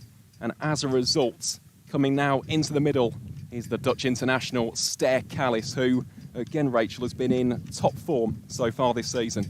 Yeah, she has. She's played a lot of cricket, actually, which I think helps, especially as a batter. A lot of form is just being in a good rhythm and being able to play and bat consistently. So I think she's done that this year with being on loan at Warwickshire and having like dual registered. She's been travelling up and down a lot, but played a lot of cricket and has looked really good. Again, was away all winter playing, so just looks in really nice rhythm at the minute. And again, has always been a really good batter and a really good run scorer. But I think it's big year for her to take a lot of responsibility and try and convert her 50s and 60s into bigger scores. But again, it's perfect time to come in as a middle order batter here, really. 2 down, 8 overs to go, and plenty of runs on the board. You couldn't ask for a nicer time to come in, I don't reckon. No, you certainly can't, and she batted nicely against Derbyshire as well, got 22 not outs in Harrogate on Monday. It is Callis to face her first delivery here from Harrison. Thought for a split second that could have been flirting with a wide, but nothing given by the umpires. As a result, that is the end of the over. Yorkshire 114 for 2. And yeah, speaking of her time at Warwickshire, I was watching a midweek against Somerset, scored a brilliant 60 as well. I mean, there's got to be an argument that in terms of overall form from the start of this season to this point, she could be the most informed cricketer in the country right now. Yeah, she's been playing really well. I think it helps when you're playing so much as well. But yeah, no, she's batting really well, and I think again it's just trying to convert those 60s into hundreds really as an opening batter. Most certainly is. It's Dytham then to continue her spell from the Oxley Hall end. That one worked very nicely down towards long gone by Duckworth for a single. And this is going to be interesting because just looking at the field, Staffordshire have done their homework here because both of the fielders are very, very deep downtown and Callis so strong through the V. Yeah, I think so. I think when taking pace off as well, bowling a bit fuller, you can afford to have that. Certainly can. Well, there's a little bit of indecision here. If Tennacoon hits, she does. I think that Duckworth got there in the end, and there will be a buzzer here. So the Yorkshire batters do eventually come through for the single as a result of that, well, unfortunate overthrow in the end from Melisha Tennacoon. Straight in. It is, isn't it? It's good awareness though, good running. It's unfortunate for Staffordshire, but he's good running. It is. It's good cricketing IQ, that, isn't it? It's the awareness and alertness of the 2 Yorkshire batters. Yeah, I think that's actually a part of Stair's game that's come on massively the last couple of years. Here is Dytham again to Duckworth. This time we'll have to re-bowl that one, and in fact they will charge through for an extra one. In fact, it'll be more than an extra one. That's 5 wides for Yorkshire. Not what Staffordshire needed at this stage, especially after getting that huge wickets of the Yorkshire captain. Can ill afford to give away 3 runs at this stage of an innings. But Dytham will have to refresh and reset here. How can she respond against Duckworth? Well, Duckworth advances down the track. That one hit arrow straight. 2 fielders almost coming together there down at the Oxley Hall end, but thankfully For Staffordshire, just the 1 run taken. And you're mentioning about Callis there, Rachel. Yeah, I think anyone who knows her, like, I think she maybe does have a reputation as a bit of a space cadet, but actually, like, has become a really smart cricketer and a really smart batter over the last couple of years. Well, that one drilled back to the bowler. Dytham rings the wrist in pain. I think that will be... Bad timing. It's a full toss straight back to the bowler. But no, in general, I think there's been a massive part of her game, and why she's playing so well at the minute is because she is genuinely a really smart cricketer. She most certainly is. And Duckworth now using the feet, meets that one on the full, works it out towards deep mid-wicket. They think about coming back for a second, and that is again some great work out in the deep from Staffs. Keeps it down to just the single on that occasion. And that's just important, isn't it, across formats in cricket? It's having that nous and awareness to your game alongside the brutal power hitting and big shots. It's Dytham darted in this time into the pads of Callis, works that out towards deep backward square leg for a single. Yeah, I think it comes from just playing a lot of cricket. Like, she played so much cricket all over the world, to be fair, like playing winters in Australia. She's been away with Holland a lot, playing the 100, fair break and things like that. She's playing with a lot of different people and a lot of really good players in different conditions, and you do learn a lot from that, and I think you can see that in her game now is how much cricket she's played in different conditions and different teams and being asked to do different roles, and I think that's benefited her massively. Most definitely has. So we'll see a change of the bowling here from the pavilion end. It will be Lauren Kenvin. Saw her bowl 3 of her overs in the power play. Excellent economy rate of 4.7. Currently has figures of 1 for 14 from her 3. And of course that 1 wicket was the big one of Erin Thomas for 4 runs. So let's see how Kenvin can round out her spell. Bowling here to Stair Callis. This one very full and driven on the up there from the Dutch international. Straight back to Melisha Tennakoon for no run. An opportunity this is for Lauren Kenvin. Used to play a trade for Shropshire, then made the move to Staffs, and again is another player involved on the Warwickshire Academy. Also played on the Central Sparks Academy as well, so definitely a name to watch out for heading into the future. One of Staffordshire's real bright all-round prospects in the 2025 season, and that is an admirable effort there at point. Think about coming back for a second. Instead, it's just the single. It was Ebony Tweets there with the initial efforts. Another one who, funnily enough, has played for the Sparks Academy and is on the Warwickshire EPP. Yeah, no, she bowled nicely up top, bowled good change-ups as well. I think we'll probably see a bit more of that in this over. Well, that one almost a loopy Yorker, wasn't it, from Kenvin? And yeah, she has taken a lot of pace off the ball so far in this match. Yeah, I think it's good. It's important in T20 cricket as well on good pitches, just to change your pace, and I think still finding a good length while doing that, and it just makes the batters think twice and doesn't give them as much freedom to come hard at every ball. Certainly doesn't. Here is Kenvin then, this time to Duckworth. This one a lot shorter. Played with a flat bat there from the Yorkshire number 3, and Callis straight away called a partner through. That is some excellent running. There is that alertness, the IQ from the Dutch international. Putting the fielder under pressure, moves the score on to 128 for 2. Duckworth 40 from 42 so far. How she would love to have her first 50 of the competition. So as Kenvin once more takes the pace off yet again. This one works out towards the deep mid-wicket region. They come through for just a single. So I'll take you through the final ball of this 15th over, and then Rachel will be joined by the ever-brilliant Michael McCann for the final 5 overs of this first innings. Yeah, it's good over so far. Just needs to get out the over here and try just go for dot 1 or 2. Close out the over nicely.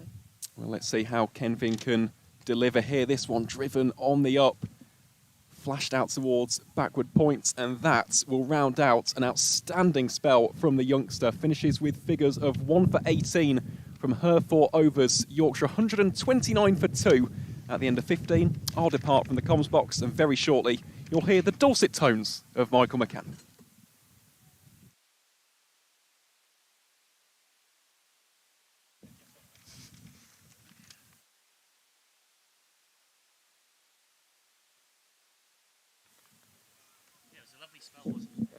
Lovely spell, wasn't it, from Kevin? And that's exactly the kind of thing we talk about with this competition, Rachel. Like a chance for a young bowler, live streamed in a way that very few would have necessarily seen them out of age group cricket bowl, and to impress. And you never know where that might lead for them in their career. Yeah, definitely. I think there's a lot of talent all through tier 1, 2, 3. So again, it's just playing more regular cricket, and people watching is massive. Right, here we go. 5 overs left for Yorkshire to grab what they can, and the last 5 have started pretty well from a White Rose point of view. Guided away for 4 more through deep backward square. Just didn't try and hit the ball too hard. Rolled the wrists on it really nicely here, Duckworth. Yeah, again, quick outfield. You don't need to try and overhit it. Just trusted her swing there nicely and found the gap. It's a good effort though, actually. Yeah, they always say that fielding is the soul of the team in terms of where a side's at. So it's always good to see that level of desperation to stop the ball. Duckworth this time won't get anything for that. Into the covers. Pace off again. It's a good length. Bit of pace off. I think they've actually bowled their change-ups really well. Something that we haven't come up against as much this year, and it does just make it a lot more difficult. So again from Duckworth straight to cover. Tweets has gone exactly a run a ball here from her. 2.2 overs so far. Can't ask for much more than that from your seamers in T20. Should probably, they got 10 and over, eyeing off something like 180 here. Duckworth this time is going to run, and that's tight, but has managed to make it home. Yeah, I think as a team we speak about 185 is kind of like not the perfect game, but it's where you want to be. That's a really, really good score. So yeah, I think we'll definitely be looking towards that 185, especially with wickets still in hand. Yeah, I mean, that's only remotely under par on a road with some short boundaries, I guess. Smashed away and just out of reach of mid-off from Callis. So strong in that straight hitting arc. And the Dutchwoman gets her first boundary, in fact, of the innings, and moves on to 8.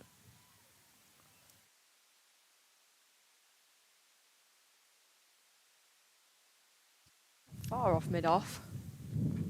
Just sort of agonisingly out of reach. I think you can take that risk at this point in the innings.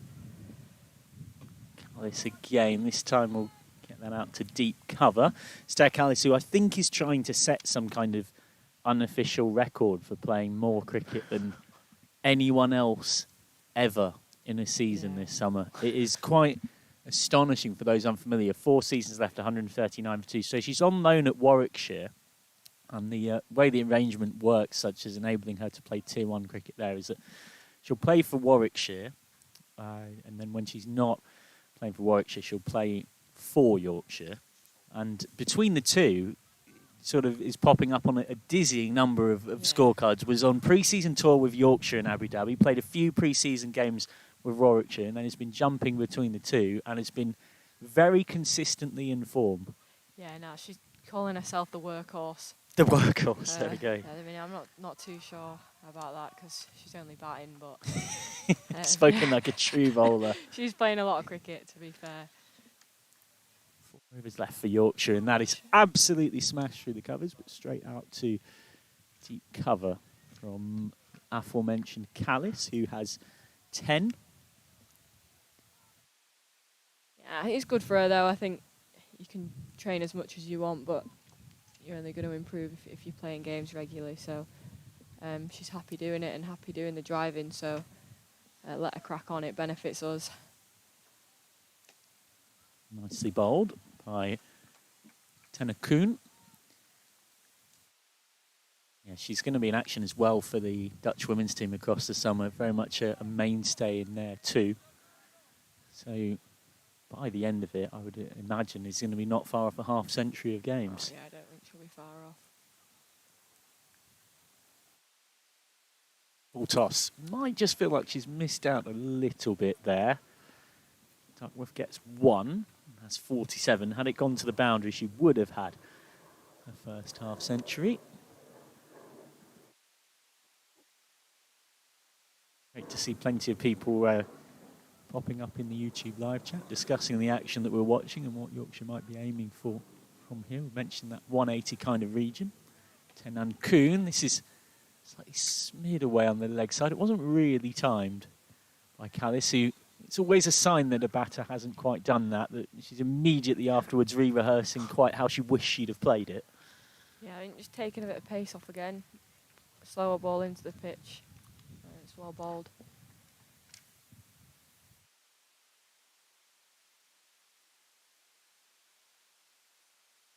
And Kuhn just straying outside the wide line there.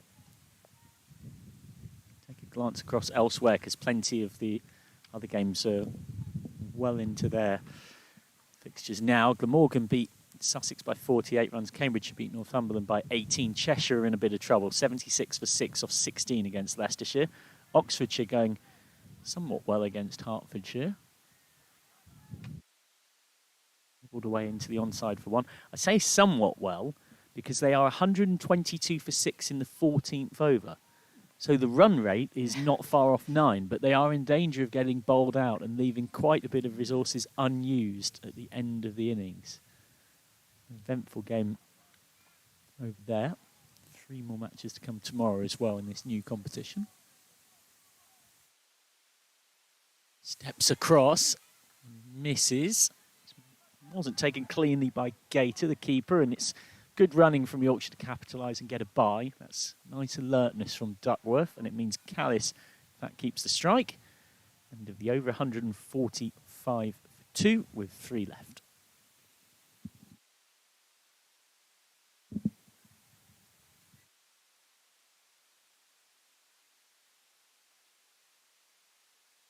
Well, plenty of wickets in hand here, and it's time for the long handle to be very much got out. 18 balls left, 2 a ball would get Yorkshire up to that 180 mark we discussed. Yeah, I think so. I think 3 overs left. It's complete freedom here.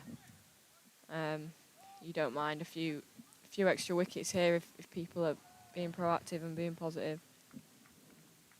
So yeah, we'll definitely be looking to still get up towards 180. It's inside out, Callis, through the covers. That's very clever manipulation of the field. Knew that 3 of the 4 sweepers were out in the onside, and so instead makes room and gets it away for 4 more. 150 up for Yorkshire as well after the next run they score. 149 for 2.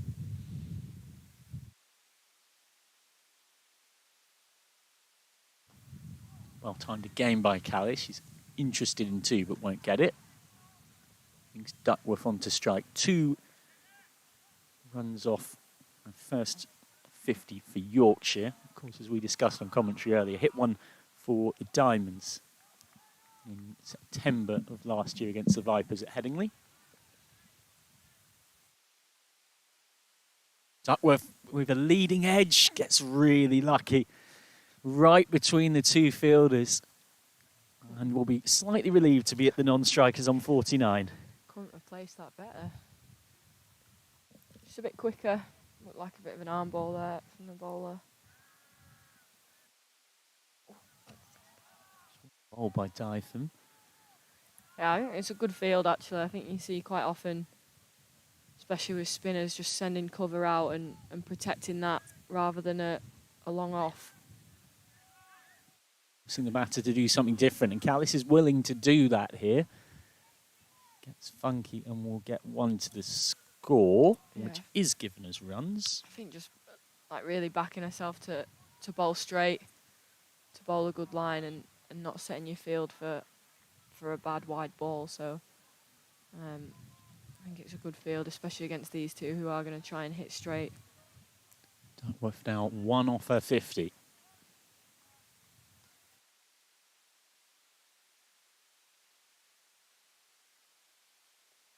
Duckworth will get her 50 here, down to long on. A half century for Rebecca Duckworth, a steady innings that has been the anchor in this Yorkshire knock so far. 50 off 52 balls with 6 fours, and just a tickle under an hour at the crease. And having started the season with scores of 4, 5 not out and 27, will feel all the better for having finally converted her strong pre-season into a first 50 in a competitive shirt for Yorkshire under the White Rose banner in this fully professional era. 153 for 2 with 2 overs left. I think so. I think it's nice as well, like someone different contributing. I think it's been a real big positive for us this year. Everyone's chipping in at different points. Tenan Kuhn to bowl the final over of this innings from the pavilion end. With one more to follow from the Oxley Hall end. One for Duckworth, who has 51. Reminder, of course, that if Yorkshire win this one, they face Essex next Saturday, the 17th, in round 3 of the Cup. Slower ball, good change up, but my goodness me, did Callis respond to it. Waited for it. Again, similar to the footwork we saw from the spinner in the previous over. Stepped inside out, and goes for that cover region. Great shot. Yeah, I think just, again, slightly full, kind of gave Stair time to pick it and see that pace was off and just wait and readjust for it. Just a really good shot. How does Tenan Kuhn respond to being hit like that? Goes for the bouncer. Well, it could be I was going to say didn't really quite seem to time that, but has muscled it really. It's brute power more than anything, and it's managed to get past short mid-wicket. Oh, don't let her hear you saying that about her. She won't shut up about it.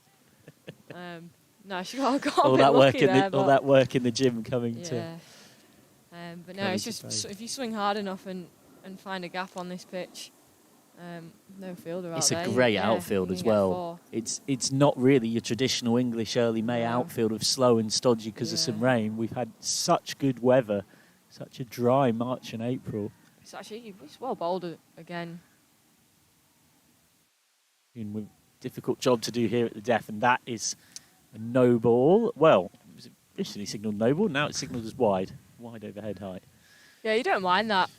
Again, as a seamer, you'd rather miss over someone's head than too full with your bouncer. But again, like seeing a young bowler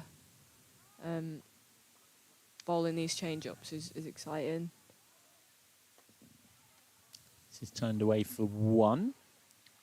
Tara Welsh in the YouTube live chat says discussion about Staffordshire. It's worth a point making again. Staffordshire fully amateur and a very young side. This will be a great experience for them to test themselves. They've got 4 teenagers in this team, Staffordshire, so great chance to show their skills against a fully professional team. This is slightly mistimed down the ground, catching chance at mid-on, and it's taken. So that is the end of Duckworth for a very impressive steady hand of 51. Catch is held on to by Georgina Turner, the 12th who's on down there. And Tenan Kuhn gets a wicket, 164 for 3. I think it's a well-deserved wicket, actually. I think she's bowled really well. Been a bit unlucky. A few edges for 4 and just missed marginally and gone for runs. But I think well-deserved wicket. She's actually bowled really well. Bowled change-ups well and like clever bowling to go pace off bouncer. And again, pace off a bit fuller and try and tempt the batters to trying to hit over that field. But got to take the risk at this point in the innings, so I don't think you can be too upset with that if you're Ducky. And the kind of innings that, whilst maybe if you were to be really pernickety, hasn't quite hit the strike rate she might have liked and accelerated like she might have liked, that you can build on through a season. Yeah, potentially. I think it's not actually looked the easiest pitch to bat on, especially when the length's been good. But she's looked solid, not really given many chances. Just rotated the strike well. That's what she's there to do, especially when Loz was in and going really well. So I think definitely like job well done. Amy Campbell facing up. She's in some nick at the moment. She starts by getting one down to mid-off. Doesn't have much time here to make an impression. Oh, it could be a run out here. Well, Callis wanted two. It's fair to say Campbell was less certain about the endeavour, but they do get back for it. Callis taking on the danger end of the bowlers. 166 for 3 off 19. So Callis will start the final over on strike on 26. Yeah, it's good running. Pretty comfortable in the end. I think set batter on strike as well is key. Even though Campbell's been hitting them really well recently, it's so hard to go from ball one and hit boundaries from ball one. So I think last 2 overs, last over, you want your set batter in. It's going to be a lot easier for Stair to score boundaries here, and she's used to the pitch and is playing well than it is for Campbell. So I think good running. Callis 26 off 19. Last over starts, and just trying to work it through the vacant fine leg region. Couldn't make contact. Tweets is on to bowl the final over of what's been a good spell from her. 3 overs and 1 ball so far, and has conceded 20 from 19 balls bowled.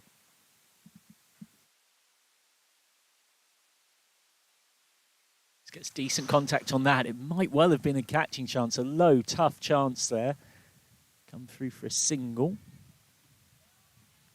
167 for 3. So Amy Campbell on to strike. I mentioned she's been in some form. If you've missed it, I think Derbyshire are quite pleased to not be having to deal with Amy Campbell anymore. She had 165 not out against them on the Saturday, a 50 over contest. Then on the Monday, came out when Yorkshire had already started piling on the runs and crashed 41 not out of 18. Yeah, seemed to play him a lot this year, so... Well, that's dribbled through. I'm not sure that's come off anybody. Umpires are having a little conflab. It will be buys. So a little freebie extra 4 for Yorkshire. It's tough for Gator standing up. It looks like it might have kept a bit low. 171 for 3 with just 3 balls left of the innings. She inside edge that, to be fair, but it's hard when batter's swinging that hard at it and you stood up. It's extremely distracting, difficult to focus. This time Campbell goes on the reverse. It's a clever shot. Nobody down there. 4 for Campbell. Just picking up in the modus operandi she'd been in for those 2 games. She demolished Derbyshire. Campbell hits a boundary from her 3rd ball faced and has 6 off 3.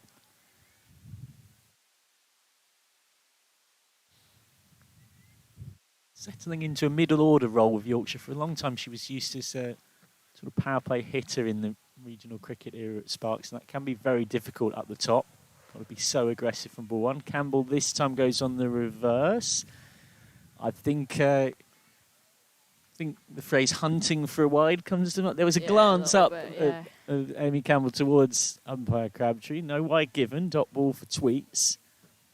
It's always difficult when you switch your hands as well. Last ball of the innings. 175 for 3. They're going to run. They might well get through. They do get through. A direct hit from Gator would have been there. It was a little bit all over the place at one point, but good aggressive running from Callis to mean that somehow Yorkshire sneak an extra single at the end of that innings. 176 for 3. So up and in and around that 180 figure that been broadly discussed as something that Yorkshire might be happy with. Rachel Slater, reasonably content with that, watching I think captain. So. I think, we've batted well there. I think they've bowled well, bowled a good length for a lot of that innings. So I think we'll definitely be happy with 170, 176. Something to bowl at for sure. I think, we talk about 180, but you're not going to get that every game, especially when you're playing good teams, and teams will bowl well. So, I think everyone's chipped in, everyone's batted well, good partnership. So we'll be happy with that going into the second innings. Thank you very much to Yorkshire Vice Captain Rachel Slater for her time. We look forward to seeing you back on the pitch relatively soon. rather than later. Just Yeah. quickly, while people are tuned in, how's that all coming along? Yeah, probably still a little while off. I've broken my wrist, so in a cast for 4 weeks. So hopefully it won't be too long, but probably looking another 5 or 6 weeks anyway. So I'm sure it'll fly by. In the meantime, fantastic to have your company up here. Thank you so much for joining. We'll be back with you in this second innings where we'll have Jane Powell and Aaron Viles alongside yours truly. Just a quick run through the cards. Lauren Winfield Hill smashed 60 off 35. Erin Thomas made just 4, caught by Shenton off Kenvin. Winfield Hill was bowled by Harrison. Duckworth made a steadying hand of 51 off 54, caught by Turner down at mid-on off Tenankun. Trying to go for it late on. Stair Callis with 27 not out. Amy Campbell 6 not out. 176 for 3 posted, helped by 28 extras. There was a mixed bag in terms of the bowling card for Staffordshire. Kenvin with 1 for 18 off 4, the pick of it. Tenankun 1 for 38 off 4, but better than those figures showed. Harrison with 1 for 20 off 2. Hayes with none for 19 off 2. Dytham with none for 30 off 3. And Tweets, very economical, none for 25. The skipper, Lucy Shenton, got a bit of tap from Lauren Winfield Hill up at the top, going for 17. We'll be back with you for the run chase, which starts. It's only a 15-minute gap for these T20, so reply won't be too far away. We'll be with you with that as Yorkshire chase spot in round 3. Staffordshire need 177 runs to win here at Weetwood.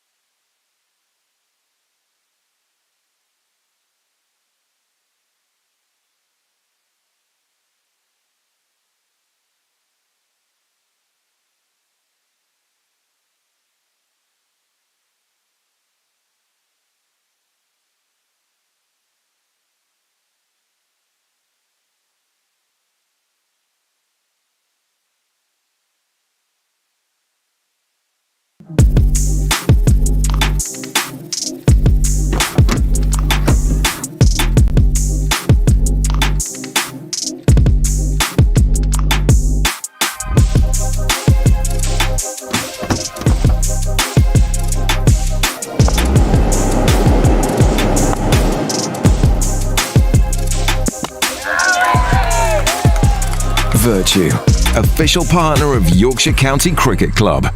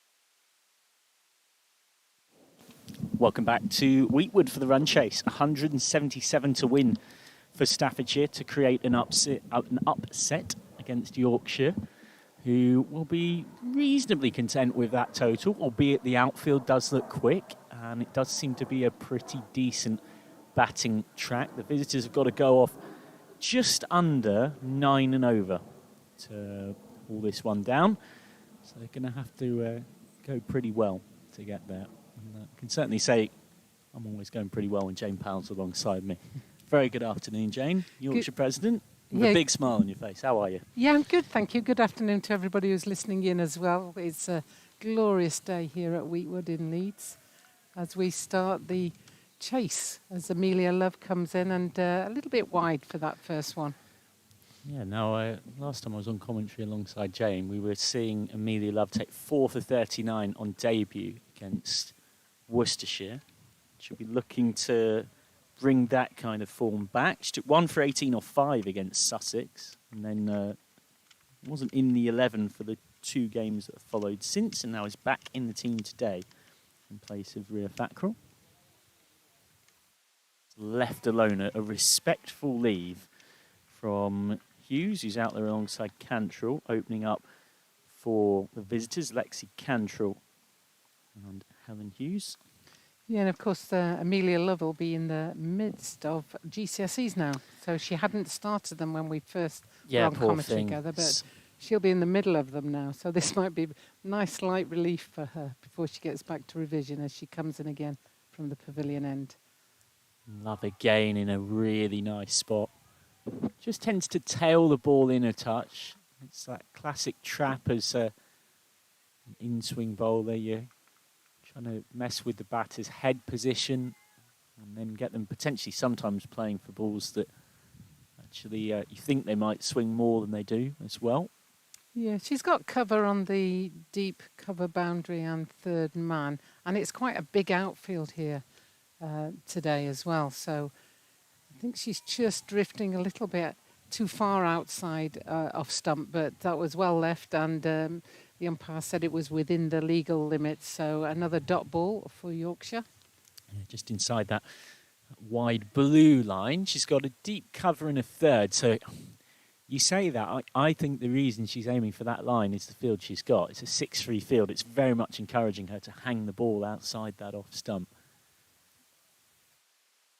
Love slice slightly through the kind of area where in a more, in a Red Bull County Championship match that the men are, of course, currently playing, that would have been straight into the hands of Gully. Yeah, and I think, is that Amy Campbell at Gully? She's looking very excited on that one because I think she thought that was half a chance. And there's a change in the field now as Lauren Winfield Hill is directing traffic behind the stumps.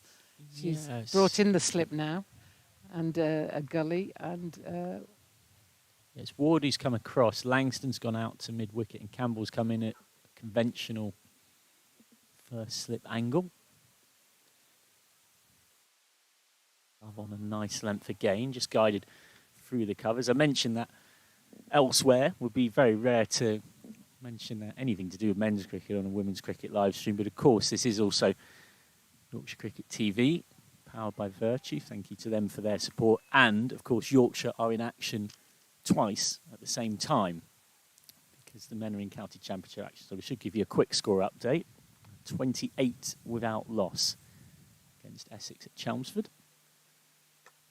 Bowled by Love, just nibbled away to mid-wicket. What does that mean in the wider context of the game? Well, at tea there at Chelmsford, on the end of the first over here, 2 without loss, tidy one from Love. Yorkshire were bowled out for 216 on day 1. James Wharton made 63, not out. Essex were bowled out for 123 earlier on today. George Hill with 6 for 51. And it's fair to say the pace of batting from the men was marginally different to what we're seeing from the women here live because Adam Live and Finlay Bean are very much digging in. Yorkshire are 28 without loss after 17, going at 1.64 and over, whereas the women, of course, have piled up 177. But Yorkshire fans will be most pleased about the fact they appear to have come through that dangerous new ball period unscathed. yes, and I was down there yesterday and I'm here today. You know, I think it's very important that Yorkshire members realise we're one club and that both teams count towards that one club, and it's great to have seen the men yesterday and to be seeing the women today. And started well with only 2 off that first over, and now the experienced Langston is coming on. Langston from the Oxley Hall end, and that's smashed through the covers by Hughes, who will get 1. 3 without loss. Hughes moves on to 2 off 5, brings on to strike Cantrell, who will be a little nervous, being yet to score. Beth Langston so far this season with 6 wickets at a bowling average of just under 10 and an economy of 2.7. You really cannot ask for much more than that from your opening bowler. She went for just 6 from her 2 overs against Derbyshire on Monday, was very unlucky to not take a wicket. Langston is just respectfully pushed away by Cantrell on this occasion to that ball. He's got a couple of catches in. He's got Campbell at a conventional first slip. He's got a Gully as well, former Thomas. And Staffordshire have to be careful here that they don't let the scoreboard pressure build up beyond anything that is achievable. They would need to just be respectful, but they also need to be play with intent. Great fielding there in the Gully area. A super stop from Erin Thomas, who was then immediately eyeing the chance to run Cantrell out. And, the difficulty is that you can play, ones and twos off the first few overs, but then before you know where you are, you're up to over 10. Yeah, particularly when the starting rate's almost 9 as well. Yeah. It's quite unforgiving in that regard. Bumper from Langston. She likes that as a change-up. It's something she's been known for right across her career, and it had a bit too much for Cantrell there, who will be nervous. For those unfamiliar, Beth Langston, 32, but someone who brings bagfuls of experience, including 6 England caps from 2013 to 2016. She was very unluckily part of that World Cup squad that were winners of the tournament so memorably in the final at Lords in 2017, but didn't actually play in the competition itself. Langston goes short again. Something of a double bluff there. Cantrell's left nervously flaying at it. More good signs for Yorkshire here and more good signs for Beth Langston. Yes, and what she does so well with that short ball is it's very straight. So it's not wide. It doesn't allow the batter a chance to free her arms. The batter did try to go after that one, but because it cramped her, then it passed her by just above her grip, really, so that she wasn't there. But that one's flayed out through the covers, extra cover for 4 runs. Well, you'd imagine Lexi Cantrell will be feeling a lot of relief there, having been stuck in a T20 game in a power play, not able to get off the mark from her first 6 balls. That was a very convincing first boundary of the innings to slightly dent that over from Langston, which still goes for 5, so she'll be pretty content with that. 7 without loss after 2. Elsewhere, Cheshire have been bowled out for just 93 by Leicestershire, who were 16 for 1 in reply, and Oxfordshire have piled up 191 for 7 against Hertfordshire, so that would be quite a run chase if that was to be hauled in.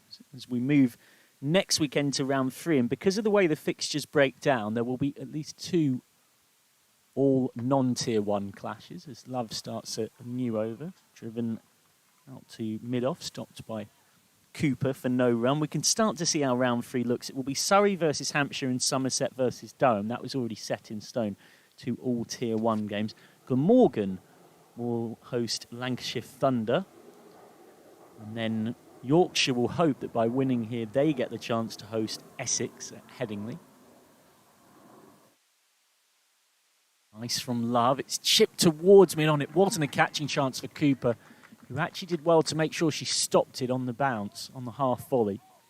Yeah, really well fielded there by Cooper. You might sort of think, oh, could she have got there quicker? But it was dropping considerably in front of her, and she did really well to get her body behind it and just deflect it so that there was no run there from Staffordshire. So a good shot led to a dot ball, basically. Nana Brooke saying just how much they're enjoying listening to the dulcet tones of Dr. Jane Powell on commentary alongside me. His Love with the bounce. It's just guided away trying to use the pace, but that's well bowled to a field from Love. It's straight at gully, fielded by Ward. Yeah, Ward stands out on the field purely because she's got bright red shoes, doesn't she? So you can see. It's a commentator's dream. Yeah, it is. It's fantastic. It's great. I'm going to recommend. And a scorer's as well. Recommend that all the girls get different coloured shoes so that we can spot who they are. So thanks, Maddie, for that. Yeah, I had a fascinating conversation with one of the scorers earlier, Sarah Pollard, about this, because scorers have a broadly similar process to commentators in that regard. Here's Love again. Swipe and a miss outside the off stump from Hughes, who's looking nervous for her 2 off 9. You might be wondering why Amelia Love doesn't have a shirt name and number. That's safeguarding related, I believe, because she's just 16 years old. There's a few Staffordshire players who are very young as well who've really impressed today. And Love is certainly, of all the rookies who came on pre-season tour in Abu Dhabi, she's probably the one that's making most of a name for herself in the early part of the campaign. That's just nibbled away through the covers for 1, fielded by Ward. Zinged into the gloves of Winfield Hill. Because, the scorer Sarah had a book that had some similarity to yours truly's commentary notes, with sort of distinguishing features of players, and right next to Ward was like Ward, bright orange shoes. And it's just fantastic from her point of view in terms of being able to pick her out. Well, Lauren Winfield-Hill stood out with her blue ones at one stage, but she's been usurped by the young pretender. Short, pulled away, absolutely hammered on the pull shot, but really unlucky there because we'll only actually get one to show for it, Lexi Cantrell, because she couldn't have picked out the sweeper at deep backward square better had she been trying. So that is the end of another tight over, 9 for none after 3, and Love has quietly gone about her work here and conceded just 4 from 2 overs. Yeah, and I think one of the differences that I've seen a little bit of the women's game this year below Tier 1 and Tier 2, Tier 3. And the thing that frustrates me most is their ability to set a field for the bowler. And what we've just seen there is perfect field placing by Lauren Winfield-Hill with that superb pull round to square leg, but one bounce straight to the fielder. And I think that is something that, you know, you girls out there, learn the game. Learn where do people like to hit the ball? Where is it likely to go from what type of bowlers? And try and have discussions with some of the more experienced players in your clubs and just ask them about field placings, because I think that's where you can learn a lot as Claudia Cooper comes on. Claudia Cooper starts with a dot, just guided out to short mid-wicket.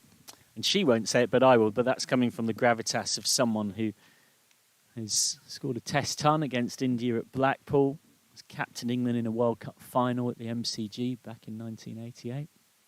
Cooper again, plenty of flight on that.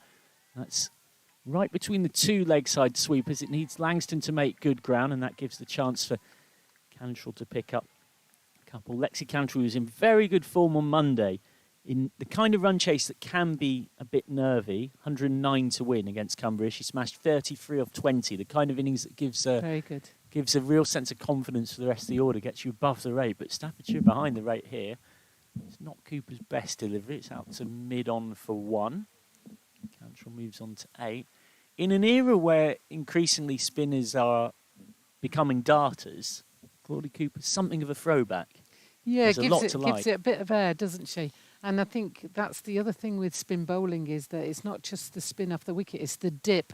If you put lots of revolutions on it, it can just dip, as that one dipped, and a great wicket stumping by Lauren Winfield-Hill. The fastest hands in Yorkshire from their captain. That is a magnificent piece of wicket keeping. And Cooper, who's making a happy habit of striking in the first overs of spells, has done exactly that once more. 12 for 1. It's the end of Hughes for 3 off 11. And we'll see if we see the replay here. The ball just dips at the last minute and completely beats her because of the length of the ball.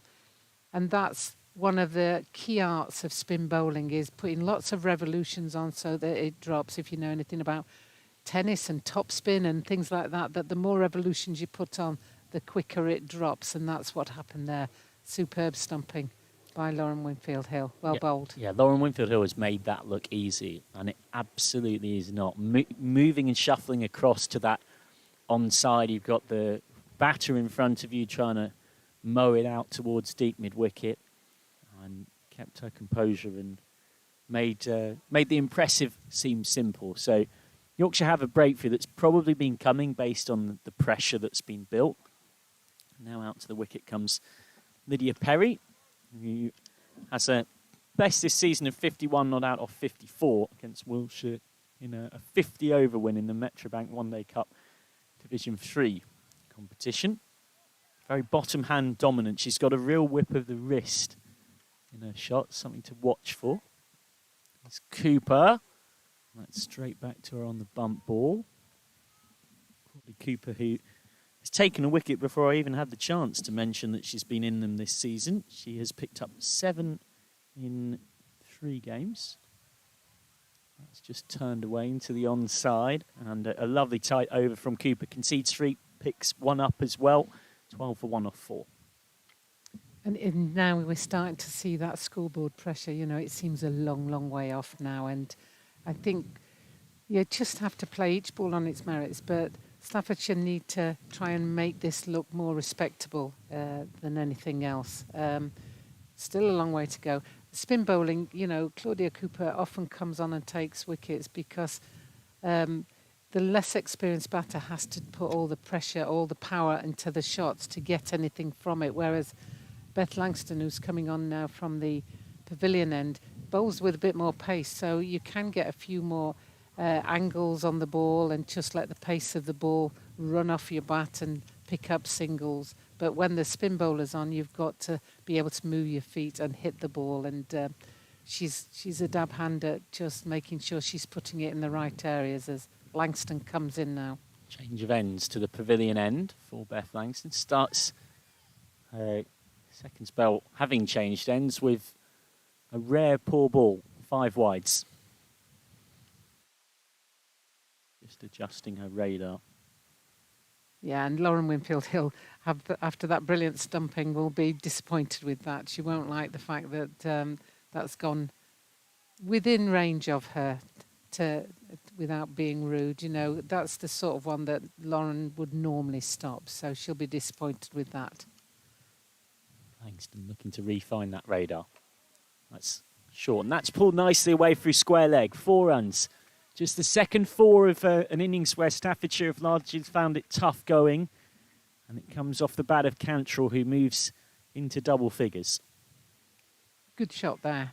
And Langston dropping that short. She struggled for line in the first ball, and now she's struggled for length in the second. I would anticipate that she'll correct all of those. I can't see somebody with the depth of experience that Langston has bowling a hole over like the first 2 balls have come out. So she'll just know to gather herself on a mark before she comes in to bowl this next ball.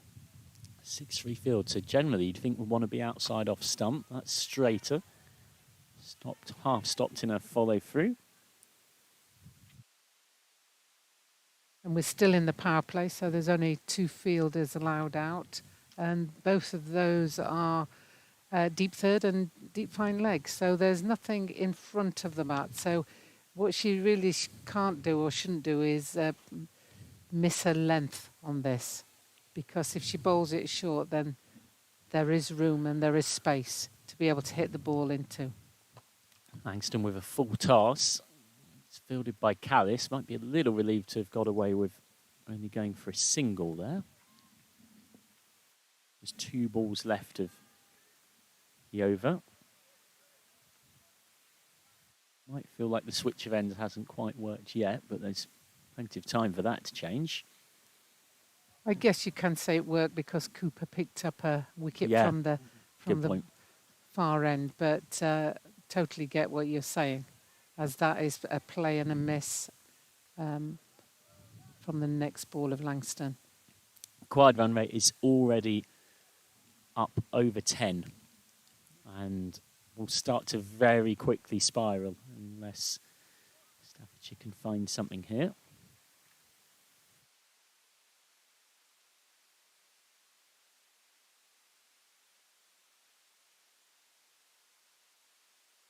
Leg, that will need re-bowling as well.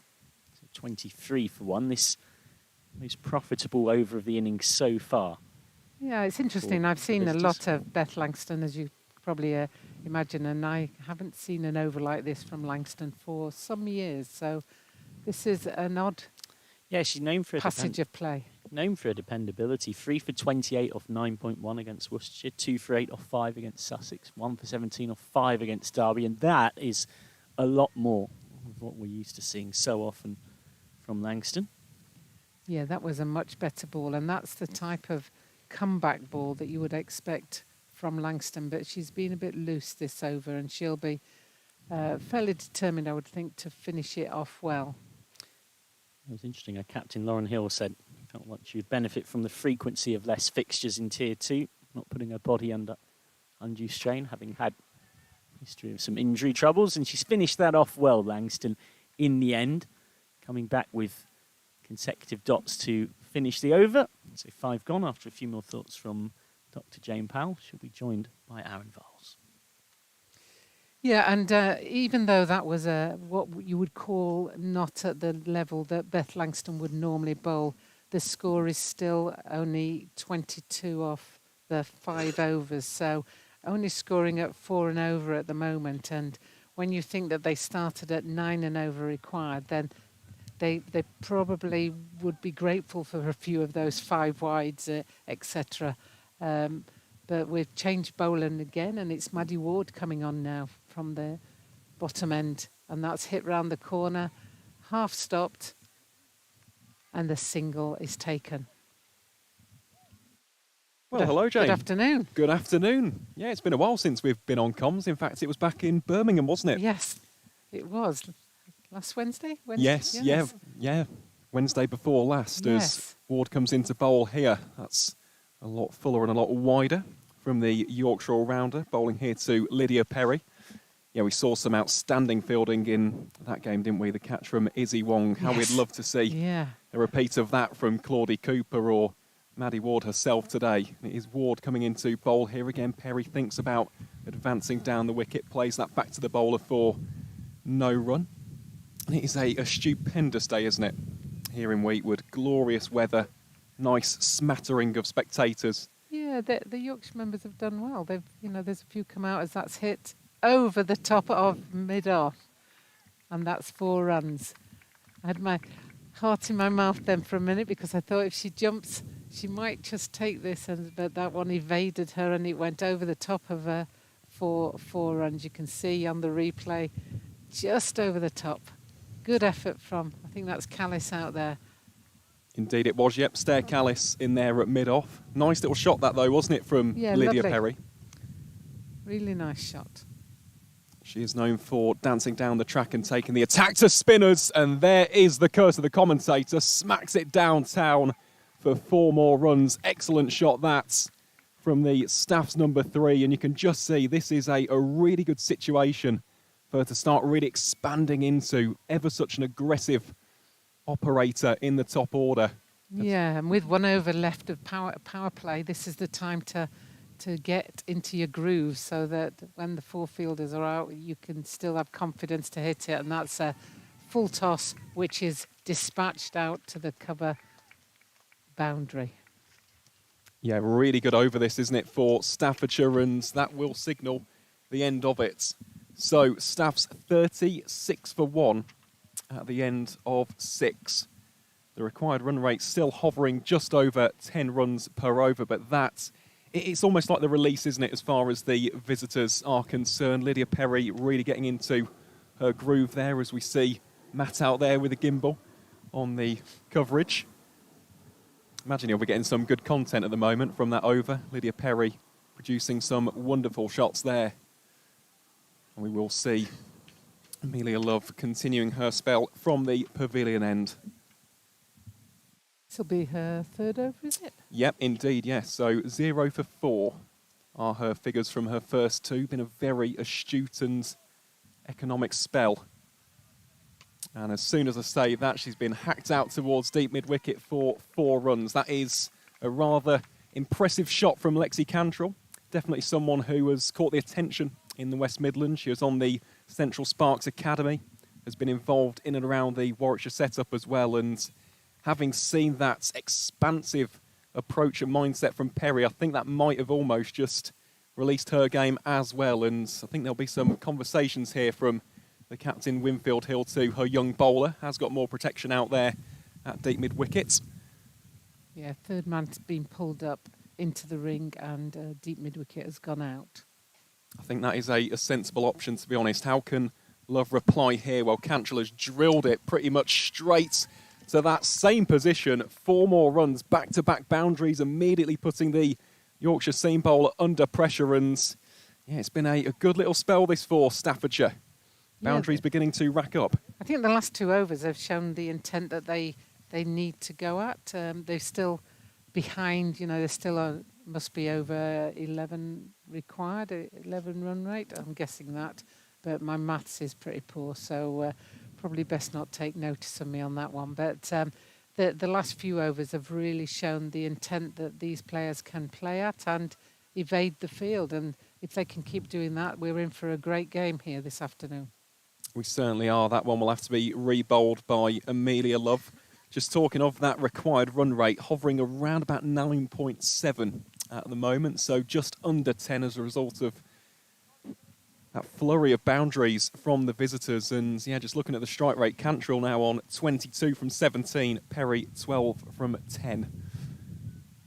But will require a couple of big overs just to get almost 2 to parity at this stage. Let's see what Amelia Love can do for the home side then. She's bowling here to Cantrell. Cantrell works that around the corner. There'll be a chase on for the fielders. Will they get there? No, they won't. Trickles into the boundary rope. Runs coming at quite a rate here for Staffordshire as they look to get a rather big giant killing in the T20 County Cup. The visitors 49 for 1.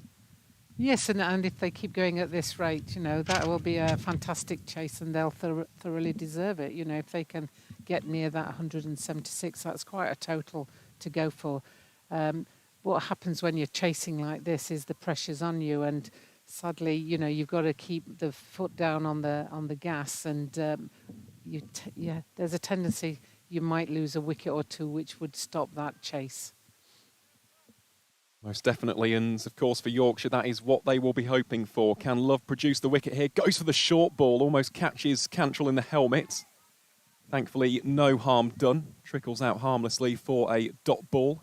That'll be 1 for the over for the Yorkshire seam bowler, and that was a good change-up, wasn't it, from Amelia Love after getting drilled for a couple of boundaries early in this over. And as a 16-year-old, this is the sort of learning that you have to go through. You don't just come in and you're the ready-made player. You have to go through a number of different learning processes, and being hit for a couple in this over means she's had to come back, and she's come back strongly. So that's good from the Yorkshire 16-year-old Amelia Love. It certainly is, and you'll know this far better than I do, Jane, because you've also worked in a coaching capacity with Herefordshire in this competition. This is a great learning experience, isn't it, for the young players? It's invaluable game time for them to learn and really hone their crafts in the game. Yeah, it's massive, and certainly Yorkshire's a very different scenario to Herefordshire. Just watch this ball. Well, catching opportunity, and it will be taken. Yorkshire have their second. It's a wonderful riposte from Amelia Love, who gets her first wicket in the T20 County Cup.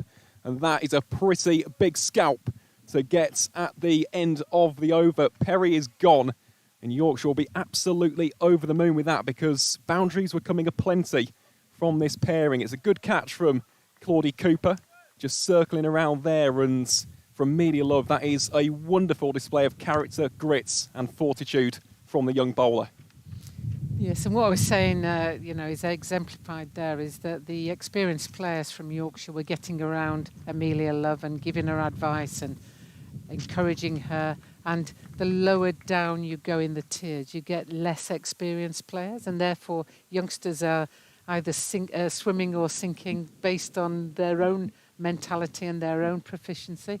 But that's where it's invaluable to have some experience around you. And also, I was saying to somebody the other day, I think the thing that we're lacking now is we're lacking club cricket, because a lot of youngsters are coming in, going straight into EPP, and then they're thinking that they should be playing county, so they're going straight into a tier 3 county.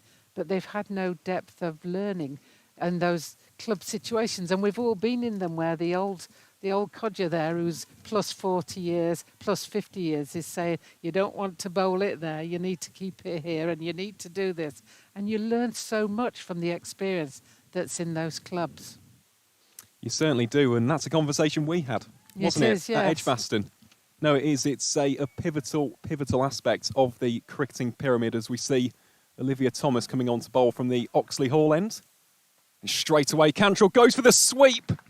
Well, it was juggled a little bit, but in the end, it is a third wicket to fall. Yorkshire really making inroads, and what a start that is to Olivia Thomas's spell. 1 delivery, 1 wicket, and it's a pretty big one at that. Lexi Cantrell has to depart for 27, Staffordshire 50 for 3. I really love seeing leg spinners come on and bowl. There's something about it. It's a bit Shane Warne-esque, isn't it? That something happens.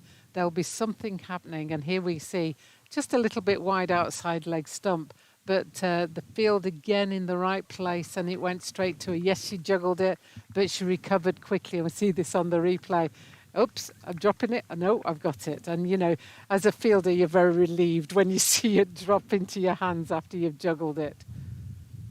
Yeah, Rebecca Duckworth with the catch there, wasn't it? And that was a dismissal made on the other side of the Pennines, wasn't it? Yes. Preston-born Duckworth. Absolutely. And yeah, of course, Liv Thomas, both of those used to represent the Red Rose of Lancashire and now plying their trade for the White Rose of Yorkshire.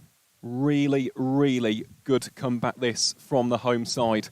And as a result, 2 new batters at the crease in the forms of Lauren Kenvin at the non-striker's end, and facing this next delivery will be Ebony Tweet. So all of a sudden, 2 very dangerous cricketers have departed in quick succession, and another period of rebuild now coming up for Staffordshire after what seemed to be a little bit of reprieve and the pressure beginning to relieve itself. All of a sudden, they are firmly back on the back foot. Required run rate hovering around about 10 runs per over at this stage. It's Thomas to Tweet. Tweets attempts to drive that on the up, only finds the fielder for a dot ball.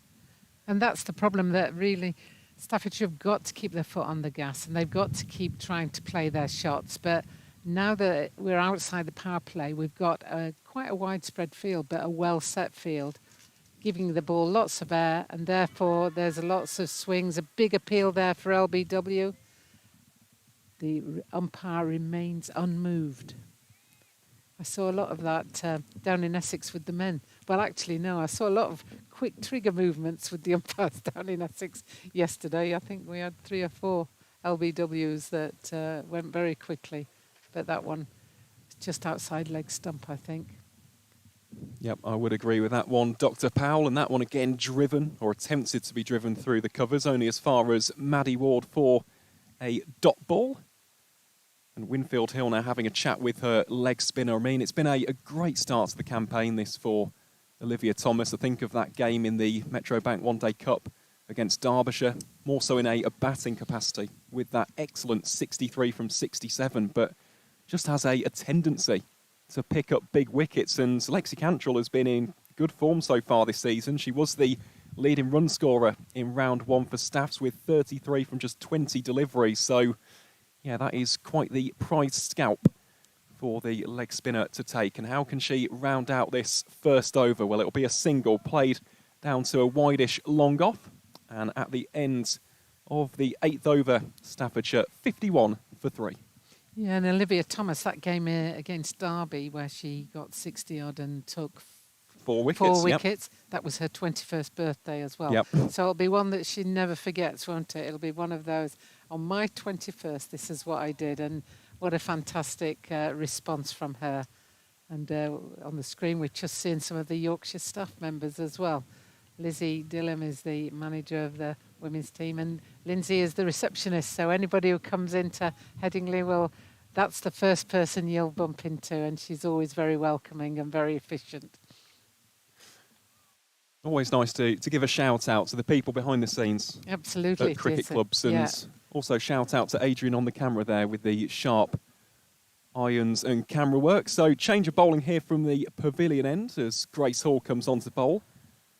This will be an interesting matchup, especially against Kenvin. Kenvin likes to take on the pace, and I tell you what, she has been in some decent run-scoring form so far this season. Scored 107 against Hertfordshire, but it won't be Kenvin on strike. It will be Ebony Tweets here looking to score her second run. And there it is, caressed through the cover region for a single. So this is a matchup I'm looking out for. 2 very, very exciting prospects. Hall very much a slingy operator, decent amount of carry and pace, and Kenvin is an aggressive batter. So this should be rather entertaining. Let's see what this one has in store for us. Kenvin yet to face the delivery, so our first one will be against the aforementioned Grace Hall, who is steaming in here from the pavilion end. Tall to Kenvin, strikes the pad. There's a rather vociferous appeal there from Erin Thomas. Getting into the eye line of the umpire, nothing given on that occasion. Will be a leg bye, but this comes back to the point that we were talking about earlier, Jane, in terms of young talent coming through at all levels of the pyramid. It's absolutely crucial, isn't it? Yeah, it's just imperative that they get this opportunity to play against people they're not familiar with. And that's what we've got here, batting and bowling against different people as that's played out. Just forward of point, just for the single. And, the first time I saw Grace Hall, the only thing that came into mind was Malinga. That's the first person I'd seen bowl with that low, straight arm. And it's if you ever try to do it when you're not doing it naturally, it's almost impossible because to get the line and the length is really difficult. But this is her natural skill. And there we see again, just straight onto the legs, but worked out into the leg side for a single. Yeah, it's a real point of difference, isn't it, with Grace Hall? It's one of those attributes which stands out straight away, and in terms of her T20 game as well, I imagine we'll see this towards the latter stages of the innings. She really has become a death over specialist. Here she is bowling to Ebony Tweets. That one full and carted down the ground, will take one bounce over the rope for 4, move Staffordshire on to 59 for 3. First real opportunity to see Ebony Tweets expanding those arms and taking the option down the ground, and that was a very well executed shot. I was just going to say, it's really nice as you go down the tiers to see these girls playing straight, really. Playing straight, but playing powerfully down the ground and hitting that ball over the infield. Well, here is Hall again, goes shorter and wider, will be given as a wide by the umpire, and that's something that we've spoken about a lot, whether it's been at Harrogate or whether it's been at Edgbaston or, of course, Headingley. It's about really putting absolutely everything into those drives, beating the infield fielders and getting those boundaries. That's the reward that young batters have to be looking for. Yeah, and that's the shot where you need the full swing of the bat, I'll get on my soapbox shortly, but the biggest thing that they need to learn once they've started hitting the ball over that infield is which ball to do it next to. What you don't want is them to hit one and think, right, I'll do that for the next ball and the next ball, and that's normally when they come unstuck. For those of you that haven't heard my soapbox, I'm a great believer in young girls using a full swing of the bat and not a check drive, because as we saw there, with the full swing of the bat, she didn't miss-hit that one, but you can hit the ball over the infield, whereas with a check drive, that would have fallen nicely straight to the mid-off or mid-on. And I think you've got to use everything in your favour, and the gravity and forces are important. And I won't go into Newton's third law or whatever like that.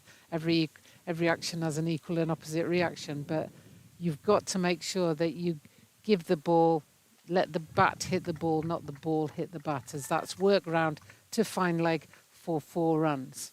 Yeah, very nice sweep shot from Ebony Tweets, who's beginning to get into a little bit of a groove. Currently 12 from 10 deliveries, and yeah, really good to see this so far from these 2 youngsters.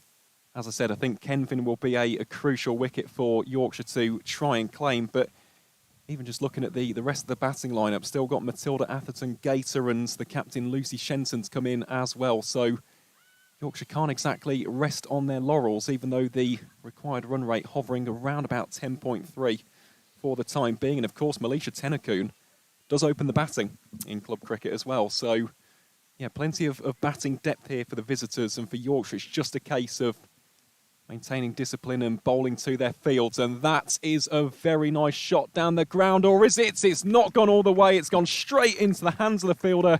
And Yorkshire have got a 4th. Staffordshire beginning to teeter on the edge a little bit here. Ebony Tweets, the latest batter to depart for 12 runs. Staff's now in a little bit of bother on a score of 65 for 3. And that catch was made to look quite straightforward when actually it wasn't. Callis moved from mid-off and had to run a long way, and the ball was still going away from her as she took it, but it never looked like she was going to miss it. She's moved all the way across to the onside behind the stumps there to take that catch. She started at mid-off and you can see her just tracking across and just keeping her eyes on the ball, watching where it's going. We'll see from this one, she's starting over on mid-off, and by the time she takes it, she's on the onside.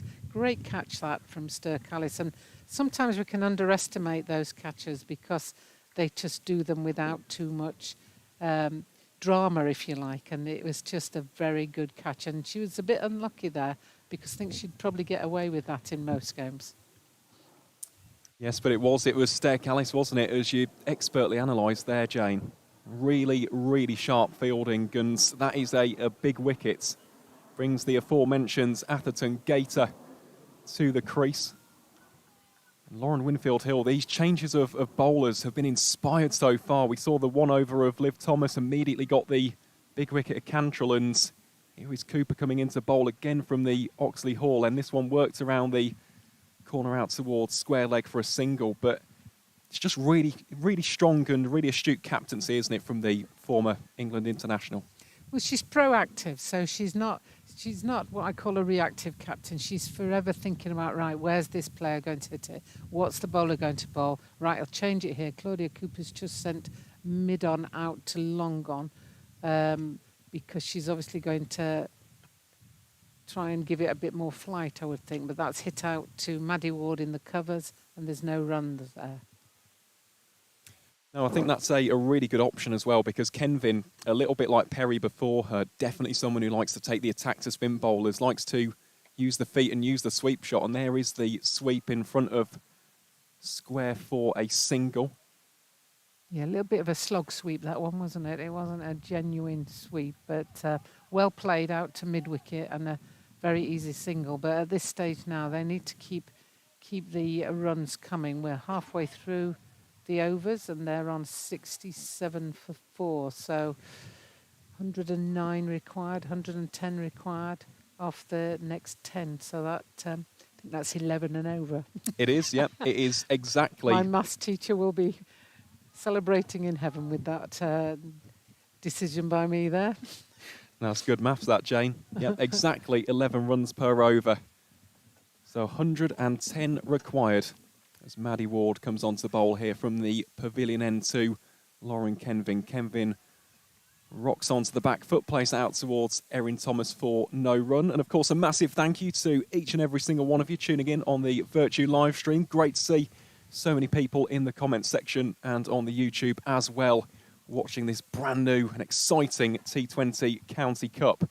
And what has been a rather impressive afternoon of work so far for the home side Yorkshire, as that one is worked around the onside for a single, brings Atherton Gator on to strike here against Ward, and it's really been a good season so far for Maddie Ward, hasn't it, Jane? Real breakthrough operator at this early stage. She's an incredible all-rounder, and I mean that in the genuine sense of it. Not only is she a good batter, she's also a spin bowler here. She's actually, her first choice would be wicket-keeper. So, you know, that's what I mean by an incredible all-rounder. She can do everything. She most definitely can, and she's bowling here to Atherton Gator. Thought for a second that may have cannoned straight into the stumps. Instead, it was some lightning-fast glove work there from Lauren Winfield Hill. I think Atherton Gator was rooted firmly in the crease, so no stumping given, but yeah, Maddie Ward, the kind of player that we all dream to be, really. Yeah. Just picks up a ball, you can bowl, takes up the gloves, you're a great keeper. She can bat as well. I know we didn't really see that today, but yeah, fine cricketer is Maddie Ward, as Atherton Gator again opts to shift her momentum onto the back foot, tries the cut shot to no avail. Really nice start to Maddie Ward's spell here from the pavilion end. We just have a bit of a chat there. I think the umpire just confirming that there was one delivery of the over still to go. Indeed there is. So as Ward gives this one a little bit more flight, Atherton Gator attempts to work that through the covers. Some good fielding from Erin Thomas prevents that. And at the end of the 11th over, Staffordshire 68 for 4. They require a further 109 runs from the final 9 overs if they are to advance through to round 3 and take on the mighty Tier 1 side of Essex. What an encounter that will be. Yeah, it'd be great, wouldn't it? It's always nice to challenge yourselves against the more experienced teams in a competition. A bit like the FA Cup final, isn't it? You like playing the Premiership, you like playing teams above you in the leagues, and that's exactly the same with this competition. And I know the Yorkshire girls will be revelling in that as well. And I've already played Essex in Abu Dhabi, so we'll have some knowledge of them. They certainly will. Well, Kenvin has run the quick single. There's a direct hit decision here for the umpire. I think that Kenvin's made a ground. Indeed, she has. No further damage done there for Staffordshire, but a slight bit of hesitation there between the two young batters. The umpire just rearranges the furniture. We'll get a slight replay of this one. Again, plenty of flight given there by Olivia Thomas. Yeah, Kenvin. Kenvin was in, but she didn't slide her bat. Just basics from young girls. Just slide your bat. Don't just dip it in. Well, that one has been worked out towards deep backward square leg for a single. Staffordshire 70 for 4. Kenvin 4 from 7. Atherton Gator 2 from 6.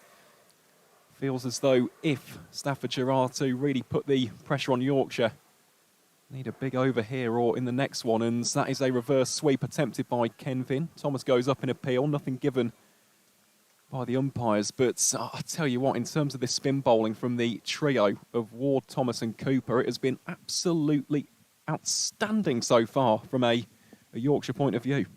Yeah, I think they've got a lot of variety with their bowling, and I think that helps them, that they can just adjust and use the bowlers in the right place at the right time, and the spinners are bowling well, bowling accurately, and there's a chance there, and it just drops before go for a run out.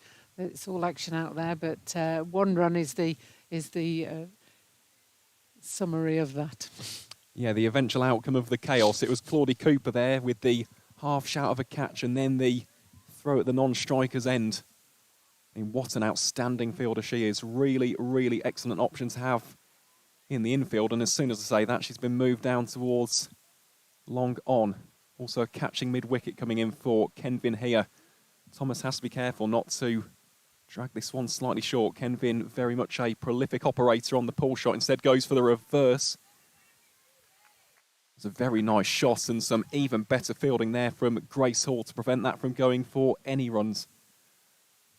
Yeah, great fielding there, because she really did middle that one on that reverse, and it looked for all intents and purposes that it was going to get through for 4 runs, and the result is that it was a dot ball, so that's how your fielders can back up your bowlers and just keep the pressure on the opposition. Most certainly is, and that is a pivotal aspect of fielding as Kenvin thinks about advancing down the wicket. Instead plays that one on its merits out towards deep mid-wicket for a single, and that will round out the 12th over. Staffordshire 73 for 4. Kenvin on 6 from 10. Atherton Gator on 3 from 7. Still require 104 from the final 8 if they are to advance. And of course for Yorkshire, they would love to get another couple of inroads here in quick succession. As a result, Winfield Hill being rather aggressive here in terms of both field placement and in terms of bowling changes, because Grace Hall is coming back onto bowl here from the pavilion end. What's the far end called, apart from the far end? The Oxley Hall end is what it's called. Oxley Hall. Thank you very much. Yep, I was reliably informed by that this morning. Here is Hall then in towards Kenvin. That one very full, wide outside the off stump and given as a wide. Surprised by that, and so too is Winfield Hill behind the stumps. We'll see the replay here because there was the shift there it was from the batter. just outside the blue line. But I agree with you. The batter had moved across to cover it, played over the top of it. So is it really a wide if the batter has moved? But in the umpire's opinion, it was. So we'll replay that one. We most definitely will. Full toss this from Hall, and that has been dispatched out towards deep square leg for 4 runs. Dismissive shot that from Lauren Kenvin. Puts Staffordshire onto a score of 78 for 4, and yeah, slightly frustrating start to the over that for Hall. 5 runs off the first legal delivery as a plane goes overhead here at Weetwood. Haven't really seen that so far today. They've been going over. I think it's just with this break in play, we can allow ourselves a chance to look up and see those people going on holiday. We'll give them a wave and wish them bon voyage. Absolutely. Here is Hall then to continue this spell. Bowling here to Kenvin. Kenvin opens up the arms, plays that rather forcefully out towards Stair Callis at long gone for a single. And it is just the most delightful day. There really is. There's no other place that I'd rather be on a spring Saturday than sat here in a commentary position on a sunny day. Yeah, and the nice thing is we're outside as well for a change. Yeah. That's what's nice, is we get the sunshine on our faces. As that's bowled much better by Grace Hall, cramped her for space, and it's just played back straight to her. Yeah, Atherton Gator, as of this moment, struggling to find the gaps. Currently 3 not out from 8 deliveries, and yeah, that required run rate now for the first time has gone over 13 runs per over. It's becoming very tough now. Certainly is. It is steaming in from the pavilion end. Really takes the pace off that one. Almost a loopy delivery that's just played out into the offside for no run. And I mean, either way, this is all about the bigger picture, isn't it, for Staffordshire? A very young side, but a side which has got plenty of promise and potential. Before this game, they're actually unbeaten across competitions. Yeah. Top of the table in the... Nice. And it's the experience of coming up to different counties as well, coming across different opposition and just seeing, pushing themselves, challenging themselves a little bit, as that's down leg side and that will be a wide. Half stop by Winfield Hill, so it's just a one wide.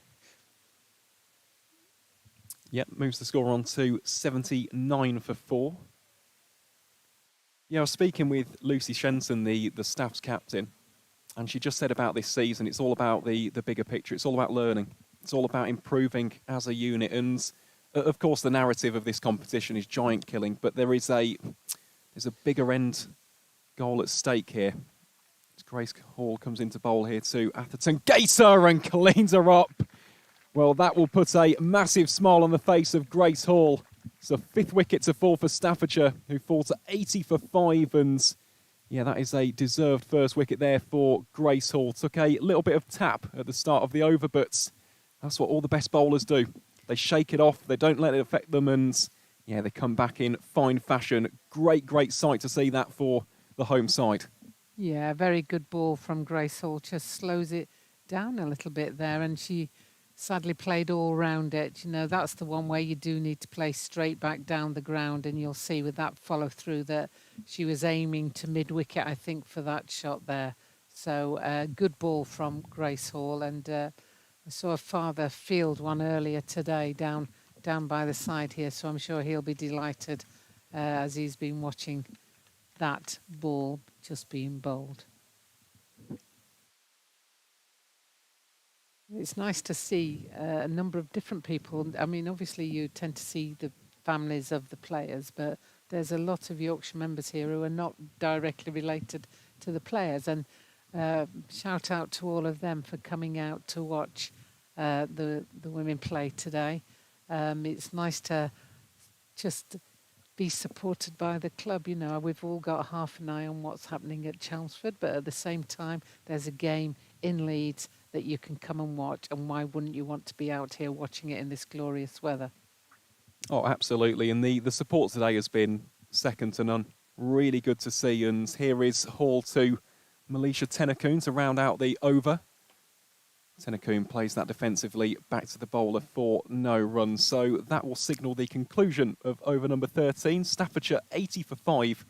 They would require 97 at a required run rate of 13.9 per over to book their place in the next round of the T20 County Cup. And of course, in terms of those memberships, over 1,500 so far this season. It is so good to see the members and supporters of this historic and illustrious club getting behind the side. And look, it's a big season in more ways than one. We've spoken at length across competitions about how groundbreaking 2025 is for the wider game. But of course, for Yorkshire, you've got 3 bites of the cherry. You've got the One Day Cup, the T20 Blast and, of course, this competition, there's plenty to be excited about. Yes, very much so. And, you know, everybody's really excited by it and just wanting to support in the best ways that we can as Thomas comes back on. And that's a great rebound from from her knee there that could almost have had a freak run out at the non-striker's end.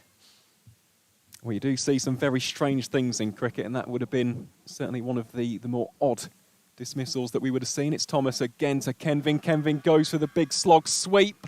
She's been trapped in front, given out LBW. Thomas has a second, and Staffordshire lose their 6th. Yorkshire inching ever closer to a round 3 clash at home against Essex on Saturday the 17th of May. And it is Lauren Kenvin, the latest Staffordshire batter, to depart for a gritty 11 from 14 balls. And we'll just see the replay of that again. Umpire gave a long look at that one. That is the 6th wicket to fall. I mean, what a spell this has been from Olivia Thomas. 2 for 6 from 14 deliveries so far. I mean, Yorkshire are used to having that really experienced leg spinner in Katie Levick. Yep. She's now gone to Durham, and Olivia Thomas has come in and replaced her superbly, you know, in so much as she's able not only to bowl like this, where she's just bowling it nice and straight, dipping at the last minute, getting that LBW, but she's also useful with the bat. So it's been a really good addition to the squad to bring in the youngster, the Olivia Thomas. And that's the nice thing with Yorkshire, is they've got a real balance and a real blend of youth and experience with Lauren Winfield-Hill, Beth Langston and Stir Callis. And then the others are, you know, they're youngsters. I think there's 3 16-year-olds in the squad, you know, a couple of slightly older teenagers and then university students, and the rest are no. I think vast majority would be under 23, I think would be fair to say. And it's just great to see them all having that opportunity to play at this level. It really is. And of course, in the seam department, 2 names which immediately spring to mind are Amelia Love and Alicia Pollard. Yes. Who we saw at Headingley, first game of the season against Worcestershire, as the staff's captain, Lucy Shenton, comes to the crease, and there is a massive, massive bit of confusion here. Oh, we've got a runner. Oh, we have actually, you're right. I didn't see that. I was going to say that would have been a big bit of confusion. There was a slight bit of hesitation, though, in the first place between Tennakoon and the runner. But yeah, Shenton, unfortunately, unable to run between the wickets there. So I imagine that's probably what's brought about the change in the batting order as well. So it's Tennakoon here against Thomas. Attempts to play that on the back foot. And in terms of the runner, it is Lexi Cantrell. So we'll have to keep an eye out for that, of course. We do see all sorts of chaos when runners come into the mix. I mean, we almost got caught out by it there here in the comms position. But it does add in that extra layer of confusion at times. You've got to be so assured with your calling. There's Thomas to Tennakoon once more, and that is an absolute rip snorter from Olivia Thomas, who's bowling with great confidence here. And this young girl, Tennakoon, is it, at the batting end? Yep, Melisha Tennakoon. I was impressed with her in the field and with the ball. I thought she did really well. So it's I was intrigued to see how she batted, but she fielded and bowled very, very well. So she's got a bright future, as that is a lovely leg spin that just turned away from her. And she probably hasn't seen much of this leg spin or this quality of leg spin before, and that was just a class ball, that, from Olivia Thomas. Well, it's one of those deliveries where you just stand and bask in it. That really is a quintessential rip snorter from Olivia Thomas. Beats the outside edge of the bat, and here she is again, and Tennakoon again trying to play it off the back foot. Only as far as the fielder, and that will signal the end of the over. So Staffordshire 81 for 6. Required run rate now stands at a rather lofty 16 runs per over. But just almost bringing up the conversation about Tennakoon. I mean, she's a product of Moddershall and Alton, which is just outside of Stone in the county itself. She's been on Staffordshire's books since under 11 level, and she's got regional experience. She was on the Central Sparks Academy. She's been involved with Warwickshire in their pre-season friendlies in 2025. I know for a fact that in the West Midlands, she is seen as being a very, very highly touted prospect. So too is Lauren Kenvin, Ebony Tweets as well. So there is plenty to look forward to in this Staffordshire side as Ward continues her spell from the pavilion end, and that's a great bit of fielding out there at backward point. There is a chance of a run out here. Well, in the end, Cantrell was well in at the other side, and I think that Ward actually knew that, so no damage done there for Staffordshire. Just another single there off the bat of the captain, Shenton.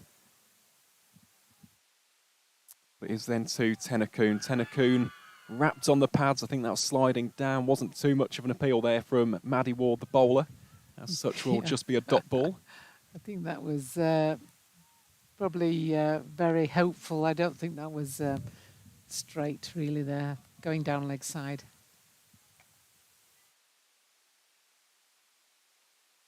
I mean, it's bad enough when you've got two players out there, but when you've got a third one, a runner, it can get very confusing. And I'm having to remind myself right now they're both running near the pitch, so that's okay. It's when they're there, and that one's good ball by Maddie Ward, and Tennacoon backs off, and it hits her off stump.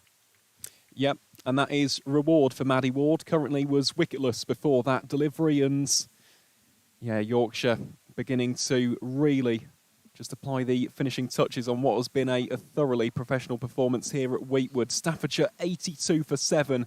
Melisha Tennacoon has to depart for a duck. It was a gritty and determined effort. Unfortunately, though, that required run rate, I think, just playing a little bit of havoc with the young Staffordshire batting core at this stage. And as a result of that, we will see Molly Dytham come to the crease. So wickets beginning to fall at regular intervals here for Yorkshire. Just 3 wickets away from booking their place in the third round of the T20 County Cup. And of course, that will be a big ticket clash at Headingley on Saturday, the 17th of May against Essex. And a reminder, of course, folks, that they're actually in action before that on Thursday, the 15th of May against Leicestershire up at York as well. So tickets still available for that one. If you are in the area, get yourself down and support the girls in the Metro Bank One Day Cup. And then, of course, the attention on Saturday returns firmly to this competition. That would be a rather big scalp if they can knock Essex out of the cup. Yes, it would, but there's a game still on here, and this is the game that they need to think about today. They've got to finish it off as Maddie Ward comes in. And what happens as a spinner, and you'll know this better than me, but once you've bowled a good ball, you become even better. You become 2 inches taller. The ball comes out of your hand better. There's more revolutions on the ball. And that's what's happening here with both Thomas and with Ward. And we're seeing some really good bowling from the pair of them. And she was saved there by an inside edge. I think that one was on target for the stumps again. Yep, it was, and that will signal the end of over number 15. It will also catalyse a change in the comms box. So I'll leave you in the very capable hands of Dr. Jane Powell to take you through the start of the next over. And in my place will come the excellent Michael McCann. And it looks as if Amelia Love is coming on from the bottom end. And I say that because I've got a feeling I couldn't see a number from up here. So Amelia Love, oh no, that's not Amelia Love. Nope. Still looks like Thomas, yeah. Smashed away through extra cover, and that will go to the road. That's a nice shot. Well, there's still a bit of the runner situation causing some confusion out there. It always helps when you just belt it to the boundary. Was put off by the fact that I can't see a number on Olivia Thomas's shirt. Well, the reason is because she hasn't yet got a full Yorkshire contract. Part of the academy. Thank you. The minute she started bowling, I realised it was leg spin that was coming out. So I could spot that. Ward going for that one. They get through for a single. So Thomas's 21 was in the setup at Lancashire. I remember commentating on her in a game a couple of years ago where she played for Thunder against South East Stars. It was a horrible day to bowl leg spin at Old Trafford. It was about -20 degrees. And did get the odd chance at Thunder. But yeah, that's why she hasn't got the name, number, and shirt. Now, Campbell's coming in at a very short extra cover here, just to reinforce that region, which appears is being targeted a little.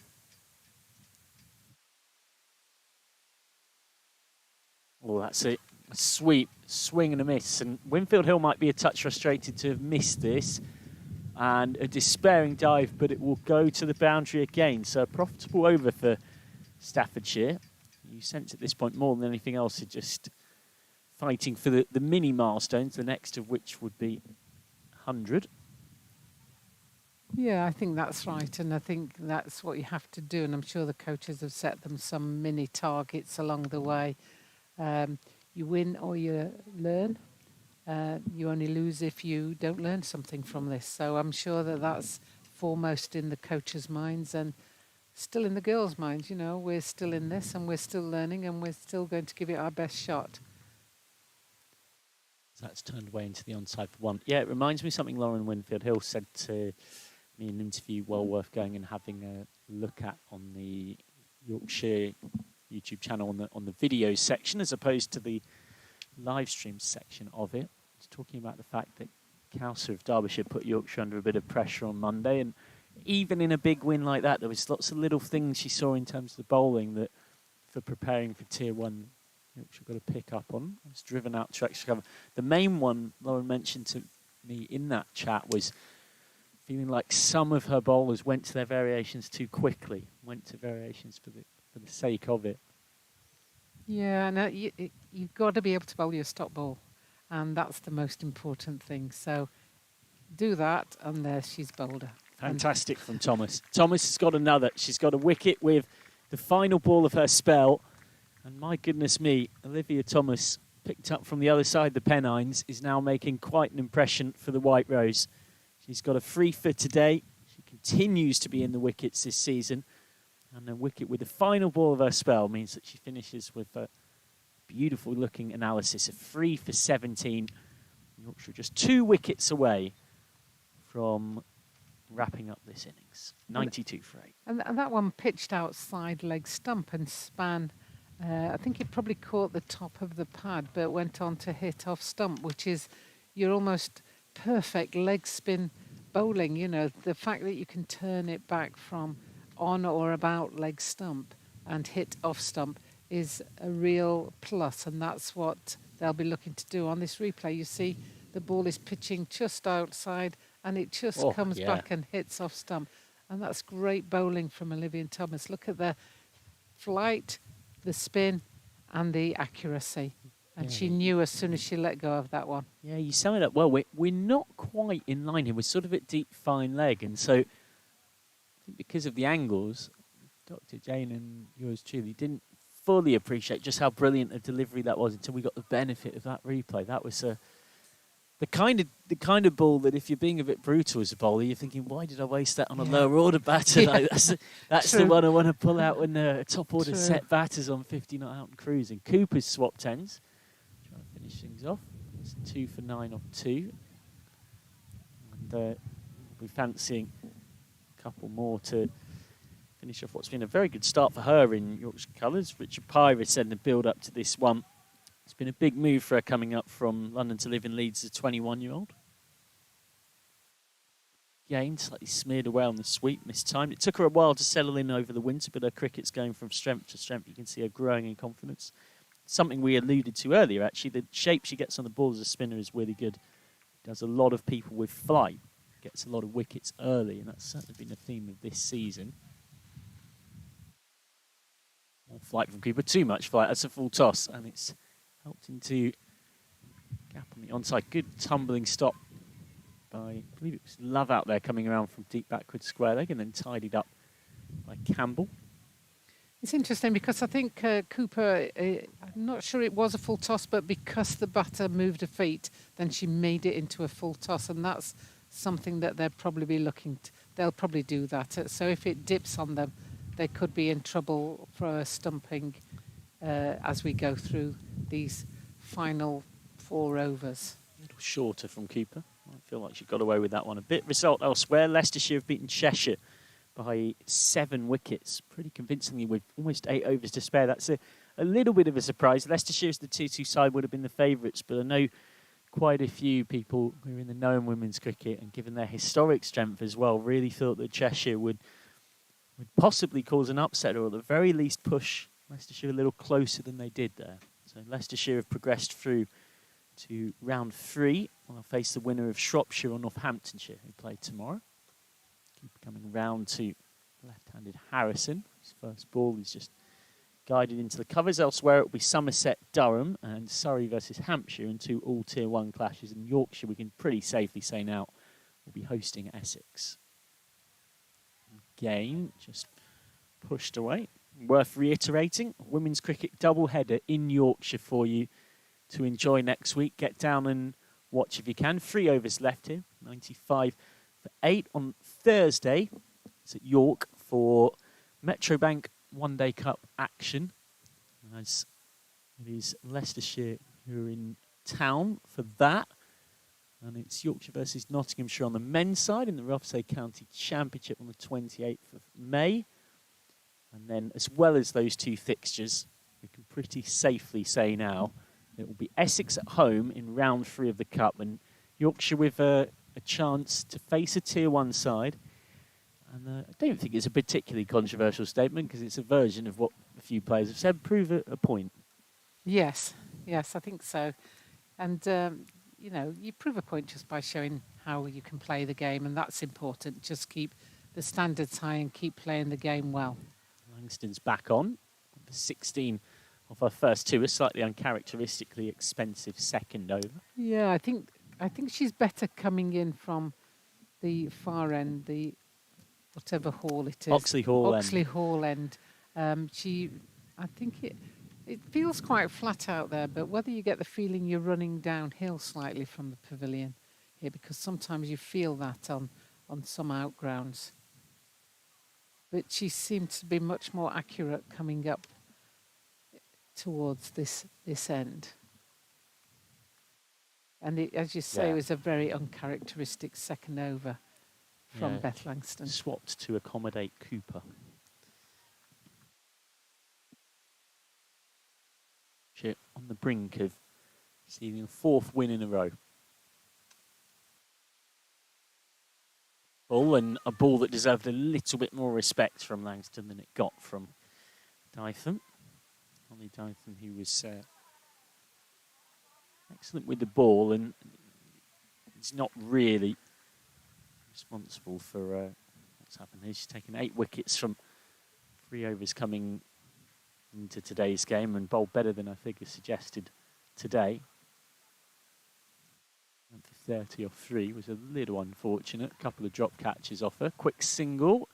Direct hit might have been close, particularly from the reactions would suggest so. It was Thomas scampering across, trying to run out Harrison. I like the fact there that Lauren Winfield Hill definitely left that because she thought it was going to hit the stumps and realised that was quicker than collecting the ball and then turning to hit the stumps. So they're the sort of little details that they're working on all the time, is just to get the little 1% out of every ball. 5-4 offside field with, in fact, it's just been switched to being a 6-3 now. As Langston comes right arm around. Swipe and a miss from Harrison.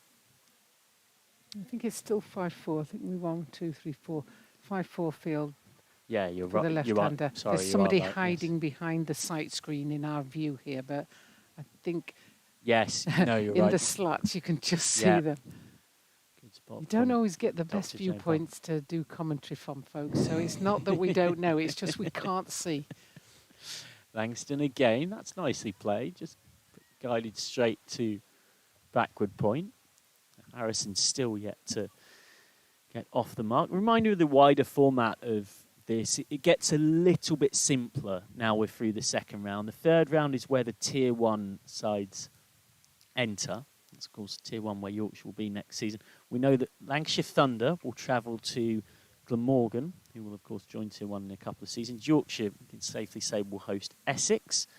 The Blaze are going to travel to Whoever wins between Wiltshire and Hertfordshire. And then Devon or Suffolk, who will play tomorrow, will host the Birmingham Bears, also known as Warwickshire. It will be Surrey, Hampshire and Somerset Durham in the all Tier 1 clashes. And Leicestershire will travel away to one of Shropshire or Northamptonshire. So we're going to end up with at least 2 teams from outside Tier 1 in the quarterfinals because of the way the format's been done. Plenty of opportunities for stories. Cambridgeshire are one of those stories. They've won a couple of games to get themselves into the third round, where they'll play either Berkshire or Kent. Here's Maddie Ward from the pavilion end, down the track and smashed over mid-on. That's a good shot from Dytham. Went with commitment down the pitch and plenty of power when she got there. Good boundary, brings up Staffordshire's 100. I suspect most of the shots in the air are going to go leg side with this batter, just the way she shapes to play the shots. So this is probably a little bit that we've now left mid-on out at long on. As that swept round a slog sweep, and she split the 2 fielders out there beautifully for 4 runs. Yeah, perfect shot from Molly Dytham. Couldn't have hit that much harder. She is known for the fact that she likes a sweep shot, which goes back to bottom hand coming through, as we mentioned. Started out at Ticknall Cricket Club and has played for Spondon in more recent seasons. Once of Derbyshire, where she was there from under 11s all the way up to the first team. Again, it's one of those things. Dytham faces Ward now. That's a leg spinner from Ward. That's hit hard as well. Good stop by Langston. Diving football goalkeeper style. Their best Mary Earps or Hannah Hampton impression away to her right to keep that to a single. Where you think of a player like that, games like this being live streamed against strong full-time professional opposition, it's a chance for players to, as individuals, also make names for themselves.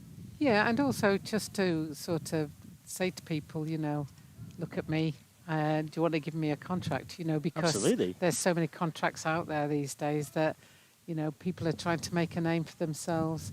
I hope there's some loyalty in players once they do get contracts, but for each individual, and again, it's hit mid-wicket. It's 1 more. Harrison is finally belatedly off the mark from her 5th ball faced, 106 for 8. Lower order of Staffordshire trying to get the moral victory of making Yorkshire bowl through their overs. Yorkshire have bowled Derbyshire out twice in a row and had Sussex bundled out very cheaply at Hove. But today we've got 8 balls left to take the last couple of wickets. I'm saying as well that the ball comes in again, gets that one wrong and has got away with it a bit. It's straight at Amelia Love at square leg, that for any somewhat exiled Yorkshire supporters who get the chance to watch the White Rose in London next Friday, the men are playing at the Keir Oval at Surrey from Friday onwards. Meanwhile, it's a women's double header. Thursday, Leicestershire at York in a 50-over game. And then on the Saturday, we can say with certainty now, it will be Essex at home at Headingley, Tier 1 opposition in town. That'll be well worth coming to see. Get yourself a free Yorkshire Women's membership. 1,500 people have already done so. And a miss. So, yeah.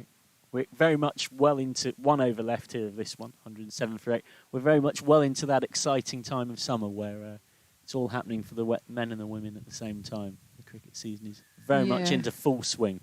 Yes, and you can certainly clock up the miles if you want to follow Yorkshire, whether that's the men, the women, the disability squads, anybody at all. You know, get yourselves out there and give them some support along the way. Yeah, I remember you saying, I'm going to quote from you in front of me, we need to shout about disability cricket because there's people out there who don't know. It's almost like a hidden treasure. You think of the fact that Yorkshire were D40 national champions a couple of years ago. There's a lot of all kinds of Yorkshire cricket, including age group academies and pathways to enjoy. Langston to finish the game off. And has clean bowled Dytham, who's played a nice little enterprising cameo, but goes trying one shot too many. Beth Langston gets her first wicket, and Yorkshire are 1 wicket away from wrapping this up. Yeah, that's the Beth Langston that we're more used to seeing, the one that can come on and bowl accurately with good line, good length, and a batter who's been looking to hit the ball quite cleanly has just been undone by a very good, experienced bowler. Well said. Credit to Dyson, who coming in a pretty desperate situation, gave it a good go. When you come in as number 9 with the score at 82 for 7 in the midst of a collapse, to get 19 off 17 is a pretty decent effort. Second only to Cantrell's 27 that was very fluid earlier on. So it's now the last pair. Harrison and Hayes, we've got 5 balls between them to get what they can. And as you said earlier, you know, Yorkshire will be wanting to bowl them out. They'll be wanting to keep that record of making sure that they've skittled teams out. And Staffordshire will be wanting them to not bowl them out. Langston, just 5 balls left in the game, just prodded away by Hannah Hayes, who started out at J&G Meakin in Stoke, has been at Staff's right since under 11 level. Much better known for her bowling, was key with the ball on Monday. It's quite nice, isn't it, though, that girls are started at under 11 level, so they must have some years of experience behind them, which is a nice thing to see. At the moment, her feet are pretty static, and she's just hoping to stay there, I think, by the looks of that last shot. Yeah, and who can blame her? Hayes, a number 11, facing Beth Langston, who has 6 England caps. Yes. Just 3 balls left now. Langston wraps the pads. The sort of half-hearted nature of the appeal gives a little clue away. I think Hayes was quite happy once she realised that Harrison was calling out through to skip down to the non-striker's end side for a leg bye. So Harrison, who has 1, will face up.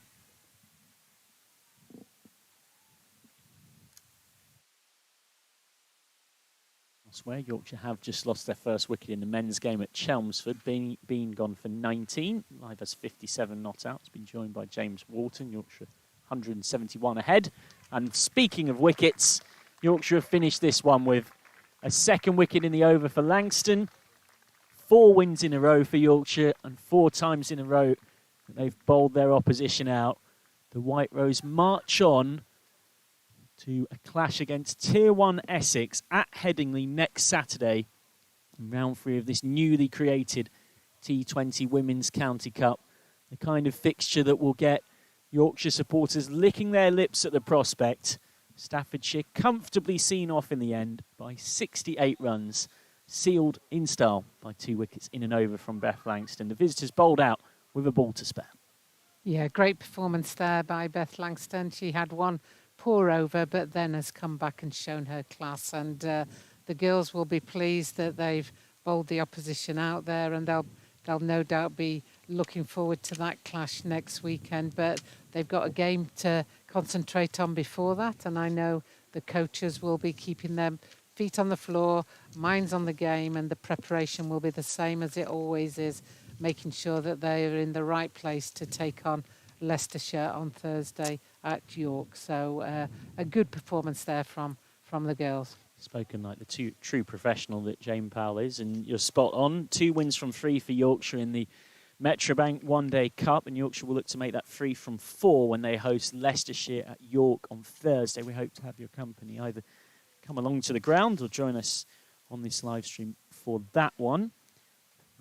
Quick look at the scorecards for this game that you've just seen.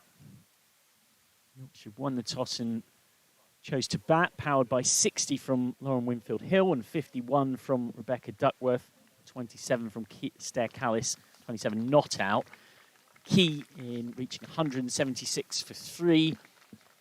Kenvin impressed for Staffordshire with the ball, 1 for 18 off 4, as did Tweets, none for 25. Might not have taken a wicket, but was very economical, only went at just over a run a ball. And then in terms of what we've just seen, Hughes stumped by Winfield Hill brilliantly down the leg side off Cooper for 3. Cantrell top scored with 27, but caught by Duckworth off Olivia Thomas, Perry caught by Cooper off Love for 12. Kenvin LBW to Thomas for 11. Tweet's gone for a runnable 12, caught Callis by Cooper. Atherton Gator bowled by Hall for 3. Tenor Coombe bowled by Ward for an 8-ball duck.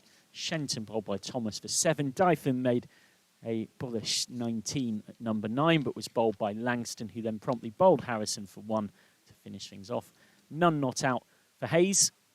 Bowling figures for Yorkshire. Amelia Love back in the side. Excellent. 1 for 18 off 3.